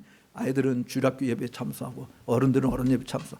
서로 또 교회도 달라 요즘에는 막. 이거는 아이들의 영적 생활을 망치는 일이 된다. 그래서 저는 정말 여러분들이 그런 부분을 깊이 좀 고민하시고 하나님의 말씀을 아이들에게 바르게 가르쳐서 늘 주님을 뵙도록 집에서 그런 일을 해야 된다라고 하는 것입니다. 이게 재밌는 표현이 하나 있는데요. 시대의 상황의 위험성과 사람들의 죄악에 대해서 날카롭게 비판하고 악마의 사신 노릇하는 박해자들에 대하여 공격적인 자세를 취하였을지라도 그들의 설교는 강력한 복음적인 호소력을 지니고 있었다. 이 말, 이게 언약도들이 핍박을 많이 그러니까 이제 어느 정도였냐면요. 우리 일제 시대 때 기독교인들 핍박한 것하고는 비교가 안 될 정도로 정말 심했어요. 그래서 여러분들 그 에딘버러 가면 박물관에 이 조각난 강대상이 있습니다. 강대상이 다 우리 조각조각 이렇게 붙여서 만들어 놓은 강대상인데, 모여서 산에서 숨어서 예배하다가 이제 보초가 서 있어요. 그러면 야, 이 앵글리칸 군인들이 온다 하면은 도망가야 되잖아요. 딱 숨어 예배 드리다 도망가야 돼요. 숨으니까 이 강대상을 통째로 들어가면 무거워서 못 들고 가잖아요. 그러니까 이 강대상이 다 조각조각 쪼개져 있는 거예요. 그냥 하나 사람들이 하나 들고 도망가고, 이제 군인들이 사라지고 없으면 다시 모여서 그 조각을 붙여가지고 강대상 만들고, 그런 유물이 그 박물관에 있거든요. 그러니까 이들은 맨날 그 피해 다니고 숨어 다녀야 되고 그냥 쫓기고 이리 때문에 앉아서 사실은 뭐 공부한다라고 하는 이 책도 사실 없어요. 그럼에도 불구하고요, 그들의 메시지를 보면은 너무너무 감동적. 성경에 얼마나 충실하고 신학적인 내용이 깊이가 있는지. 마지막 설교 제임스 레닝 목사라는 26살에 순교를 당한 그분이 이제 마지막 순교자인데, 그분 설교집을 제가 그 설교도 앉아서 적을 수 있는 것이 아니고 듣는 회중들이 속기로 받아 적은 거, 그것들이 남아서 설교집으로 이렇게 남아 있는 그 설교 내용이 26살인데, 그 메시지들이 얼마나 복음에 충실한 메시지들인지 감동을 받아요. 26살이. 우리 그러니까 그런 데서 우리 뭐 원수를 갚아다오 이런 것이 아니라 정말 복음을 해서 그리스도의 품성을 드러내므로 하나님을 사랑하도록 만든, 그것이 가정에서 그런 일들이, 말씀을 듣고 와서 가정에서 그런 일들을 하게 되었다라고 하는 것을 보게 되어집니다. 다음에 뭐 또 해야 될 부분이 많은데 이제 시간이 지금 벌써 4시가 다 돼가는, 아니 40분인데 3시 40분 다 돼가. 요것도 해야 될 부분이니까 생활 윤리에 대해서 좀 이야기하겠습니다. 언약도들을 비판하는 사람들의 이야기를 먼저 할게요. 청교도들이나 언약도들을 비판하는 사람들의 이야기가 재밌습니다.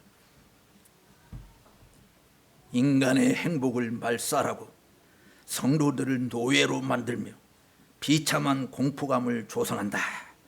이 영광스러운 세상을 불행이 난무한 무대로 만드는 종교인들이다. 언약도나 청교도들을 향해서 그렇게 지금 비난하는 거예요. 목사는 성도들의 휴일, 즐거운 낙, 게임, 운동을 박탈하였고 모든 유쾌함을 억눌렀다.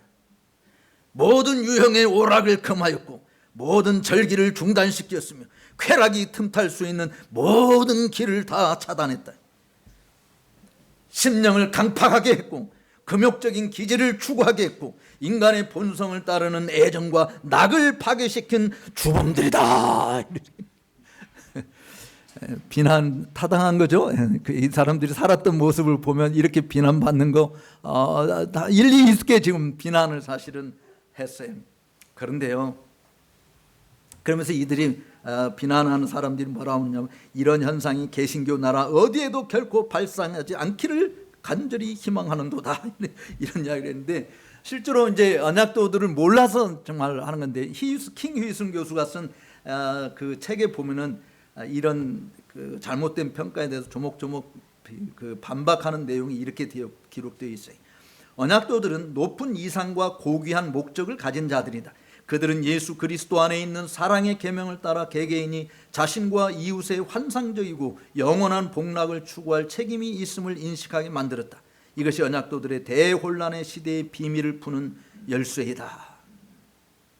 사실 앞에서 제가 이야기한 저는 설교를 통해서 자신들의 현실적인 삶을 어떻게 구현할 것인지를 알았고, 들은 말씀대로 실천한 자들이었거든요. 그래서 그들의 삶은 그야말로 정결한 모습을 띤 경건 생활이었어요. 세상과 다르기 때문에 핍박을 받은 거예요. 예수님이 너희가 세상에 속하지 아니한 거로 세상이 너희를 핍박한다라고 이야기했던 거예요. 세상과 다른 길을 가기 때문에 핍박을 받은 거예요. 그들이 목숨을 잃어버리게 된 것이죠.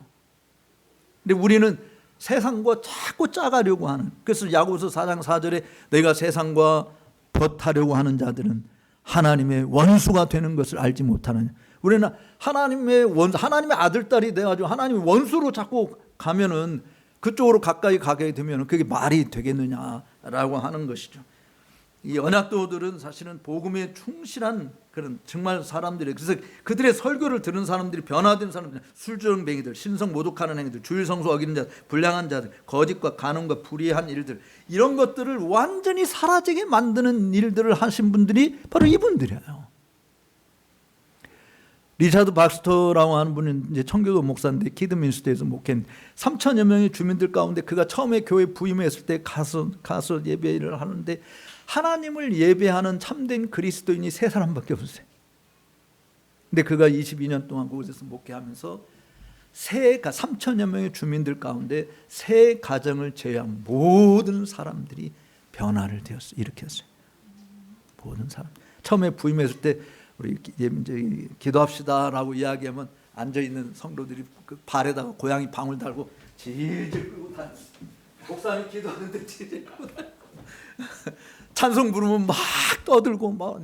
그러니까 예배가 제대로 진행이 안 될 정도의 그런 상태가 진행. 근데 목사님이 끊임없이 복음을 선포하고 가르침으로 사람들이 하나씩 변화를 일으키는, 온 마을이 다 변화되는 역사들을 일어난 것입니다. 독신주의, 천주교에서는 신부들이 결혼을 안 했던 독신주의만 했는데 청교도들이나 언약도들은 독신주의를 혐오했어요. 가정생활을 중시했고 사회생활의 행복을 추구하였습니다. 이웃과 낯선 이들에게 호의를 베풀고 관용정신과 박애주의 정신으로 인간성의 존엄을 각인시켰습니다. 저는 반드시 여러분들이 결혼을 해야 된다 하는 사람, 아이들한테 나 혼자 살 거야. 왜 혼자 살려고? 주님을 위해서라면 오케이. 그래서 성경에도 스스로 고자된 사람 있잖아요. 그리고 사고로 고자된 사람, 그리고 강압에 의해서 고자된 사람, 이렇게 3종류를 있으니까 그거는 어떻게 뭐 결혼하기 힘들죠. 그런데 스스로 내가 고자로 산다라고 하는 것은 주님과 결혼해서 주님을 위해서 살겠다라고 하는, 그것이 아닌 이상은 여러분들은 반드시 결혼하는 것이 하나님의 뜻이다라고 하는 것을 잊어서는 안 됩니다. 자녀들에게 어렸을 때부터, 저는 손주들 지금 큰애가 이제 3학년인데 초등학교 3학년인데 걔네들 손주들 앉혀놓고 그 어린 애들 앉혀놓고 야, 너 25살 되면 장가 가야 돼? 네, 할아버지. 25살 되면 장가 가고 시집가, 20살 이전에 시집가라. 그게 하나님이 기뻐하시는 것이다. 세뇌 교육을 시키는 거예요, 계속. 일찍 장가 가야 된다, 일찍 시집 가야 된다. 근데 여러분들 뭐 알아서 가겠지, 뭐 때가 되면 가겠지, 이런 맡기면 안 됩니다. 애들은요 통제 교육이 되어져야 되는, 자율성은요 대학에 갔어야 자율성을 배우는 거예요. 고등학교 때까지는 부모 밑에서 통제 교육을 받아야 돼. 그럼 어떻게 애들이 자라야 될 건, 그럼 부모가 지도를 해줘야. 그러니까 하나님의 은혜의 보좌 앞에 나와서 하나님의 말씀으로 가르치는 일들이 필요하다라고 하는 것입니다. 부모를 공경하라라고 하는 이 부분을 십계명에서 우리가 보는데, 제임스 더람 목사님에 의하면 자녀의 의무인 부모를 공경하는 것은 내 이웃을 내 몸같이 사랑하라는 주님의 계명을 요약한 것과 관계가 된다. 이웃이란 친밀도와 관련해서 이해할 수 있다. 따라서 부모를 공경한다는 것은 단지 자식으로서의 의무일 뿐만 아니라 또한 교회나 국가에서 가장 우위에 있는 사회적 의무를 포함하고 있다. 성경은 부모만이 아니라 권세자, 윗사람과 아랫사람, 목사들, 교회 직원들, 교사들, 감독들 및 모든 지위에 있는 칭호를 가진 자들까지도 포함한다. 이게 굉장히 부모에 대한 폭넓은 해석입니다. 단순히 우리는 육신의 부모만을 생각하는데, 그래서 교회 다니는 사람들이 예의 바르야 되는 거예요. 우리 아이들이, 여러분 아이들한테 이럴 때 아파트 내에서요 지낼 때 아이들한테 알든 모르든 인사를 반드시 시키세요. 예의 바르게 어른들 인사를 하게 되면. 요즘 애들은 그렇지 않잖아요. 그냥 뻔히 쳐다보고 내가 애들아 안녕, 네. 어른들이 먼저 인사하는데 정말 아이들한테 우리 애들은 제가 이제 저희 집이 제일 꼭대기층이거든요. 그러면 밑에 우리 죄송합니다. 아까 껐었는데 다시 켜놨더니 제일 꼭대기층에 사니까 1층부터 꼭대기층 오는 그 사람들을 우리는 다 알잖아요. 누가 타고 누가 내리는지. 그럼 우리 애들은 남 만나면 안녕하세요, 안녕하세요 다 인사를 해. 그런데 다른 애들 인사를 안 하거든. 그러면 이제 동네에서 아니 그 누집 애들인데 저렇게 인사를 잘해. 그냥 어떤 사람 목사님 애들이야. 그래 목사님 애들 정말 다르구만. 이런 그 하나님이 높임을 받는 거잖아요. 교회에 대해서 좋은 이미지도 가지고 알든 모르든 인사를 잘하게 하는 것 이게 굉장히 필요해요. 여러분들도 밝게 웃으면서 그냥 먼 산 쳐다보지 멍하니 쳐다보지 말고 저기 엘리베이터 타러 들어온 사람 안녕하세요 하고 인사를 해요. 그럼 저도 늘 인사를 하죠. 새로 이사 갔다 오는 사람 뭐 이렇게 바뀌잖아요. 인사하면 누구신가? 이렇게 하여간 인사를 밝게 함으로 인해서 분위기를 달라지는데 우리 아이들이 윗사람들을 공경하는 것이 돼야 된다. 요즘에 이제 저도 국가가 주는 장학금 타고 전철을 타고 다니는데 이제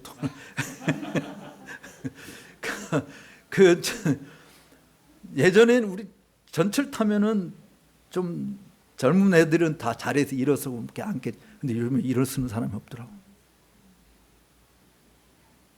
참 정말 버릇없는 사람들이 많구나 하는 생각을 많이 가지는데 우리 그리스도인들은 어른을 알든 모르든 어른을 공경한 부모만이 아니라 다 어른을 공경하는 일이 필요하다. 근데 여기 사실은 이제 제임스 더람이 내 부모를 공경하라 아버지와 어머니라고 이야기한 거거든요. 아버지와 어머니. 왜 이 계명에 어머니가 덧붙여졌을까? 이 질문을 하면서 더람은 어머니가 아이들의 출생과 교육을 맡아 수고의 땀을 흘리며 돌보는 일을 함에 있어서 마땅히 공경을 받아야 할 존재다라고 그렇게 이야기합니다. 자녀들이 가져야 할 사랑의 의무, 공경의 의무, 감사의 의무는 아비와 어미 모두에게 공평하게 돌려져야 한다. 그러므로 이 계명은 가장 유력하고 우월한 이웃 어른들에게만 공경을 표하는 것만이 아니라 가장 연약한 자들, 특히 어머니에게 공경을 표하라고 명시하고 있음을 명확히 지적하는 것이다.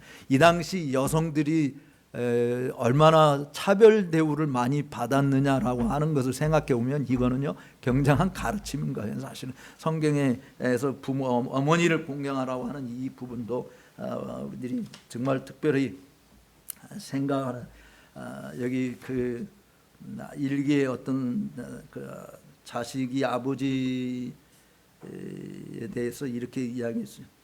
여기 보면 그 언약도 운동에 반대하는 아버지, 그리고 아들은 그 언약도 운동에 가담하고 있고, 그래서 아버지가 아들을 꾸짖고 계속 언약도들의 모임에 참석하면 너는 더 이상 내 아들이 아니다 이렇게 버리겠다고. 왜냐하면 핍박이 많고 죽음을 내놔야 되니까 아버지 입장에서 자식이 죽을까봐 사실 염려해서 이제 그렇게 이야기를 한 거예요. 근데 이렇게 아버지에게 편지를 썼어요. 아버님의 입에서부터 그런 말을 듣게 된 것이 매우 송구스럽습니다.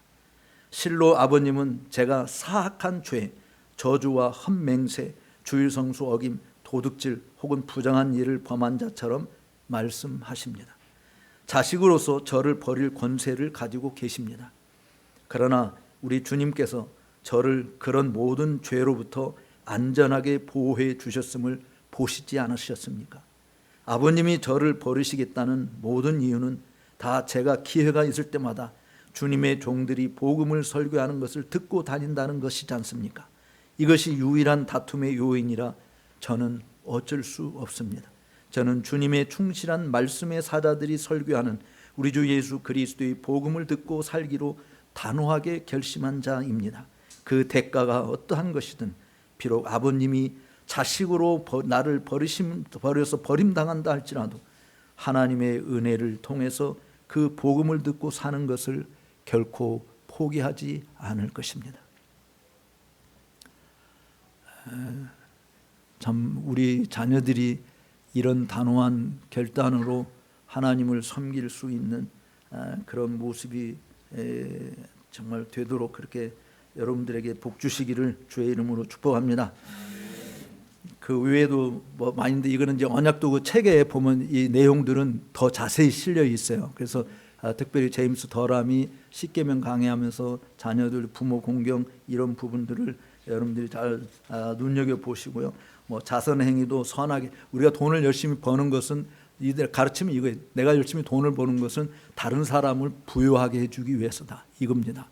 다른 사람을 부유하게 해주기 위해서. 그래서 결혼하는 목적도 청교도들이나 언약도들이 왜 결혼하느냐라고 하는 것은 우리 둘의 행복을 위해서 결혼한 것이 아니라 우리 둘의 결혼으로 주변에 있는 사람들이 행복하게 하기 위해서 결혼한다, 이거였어요.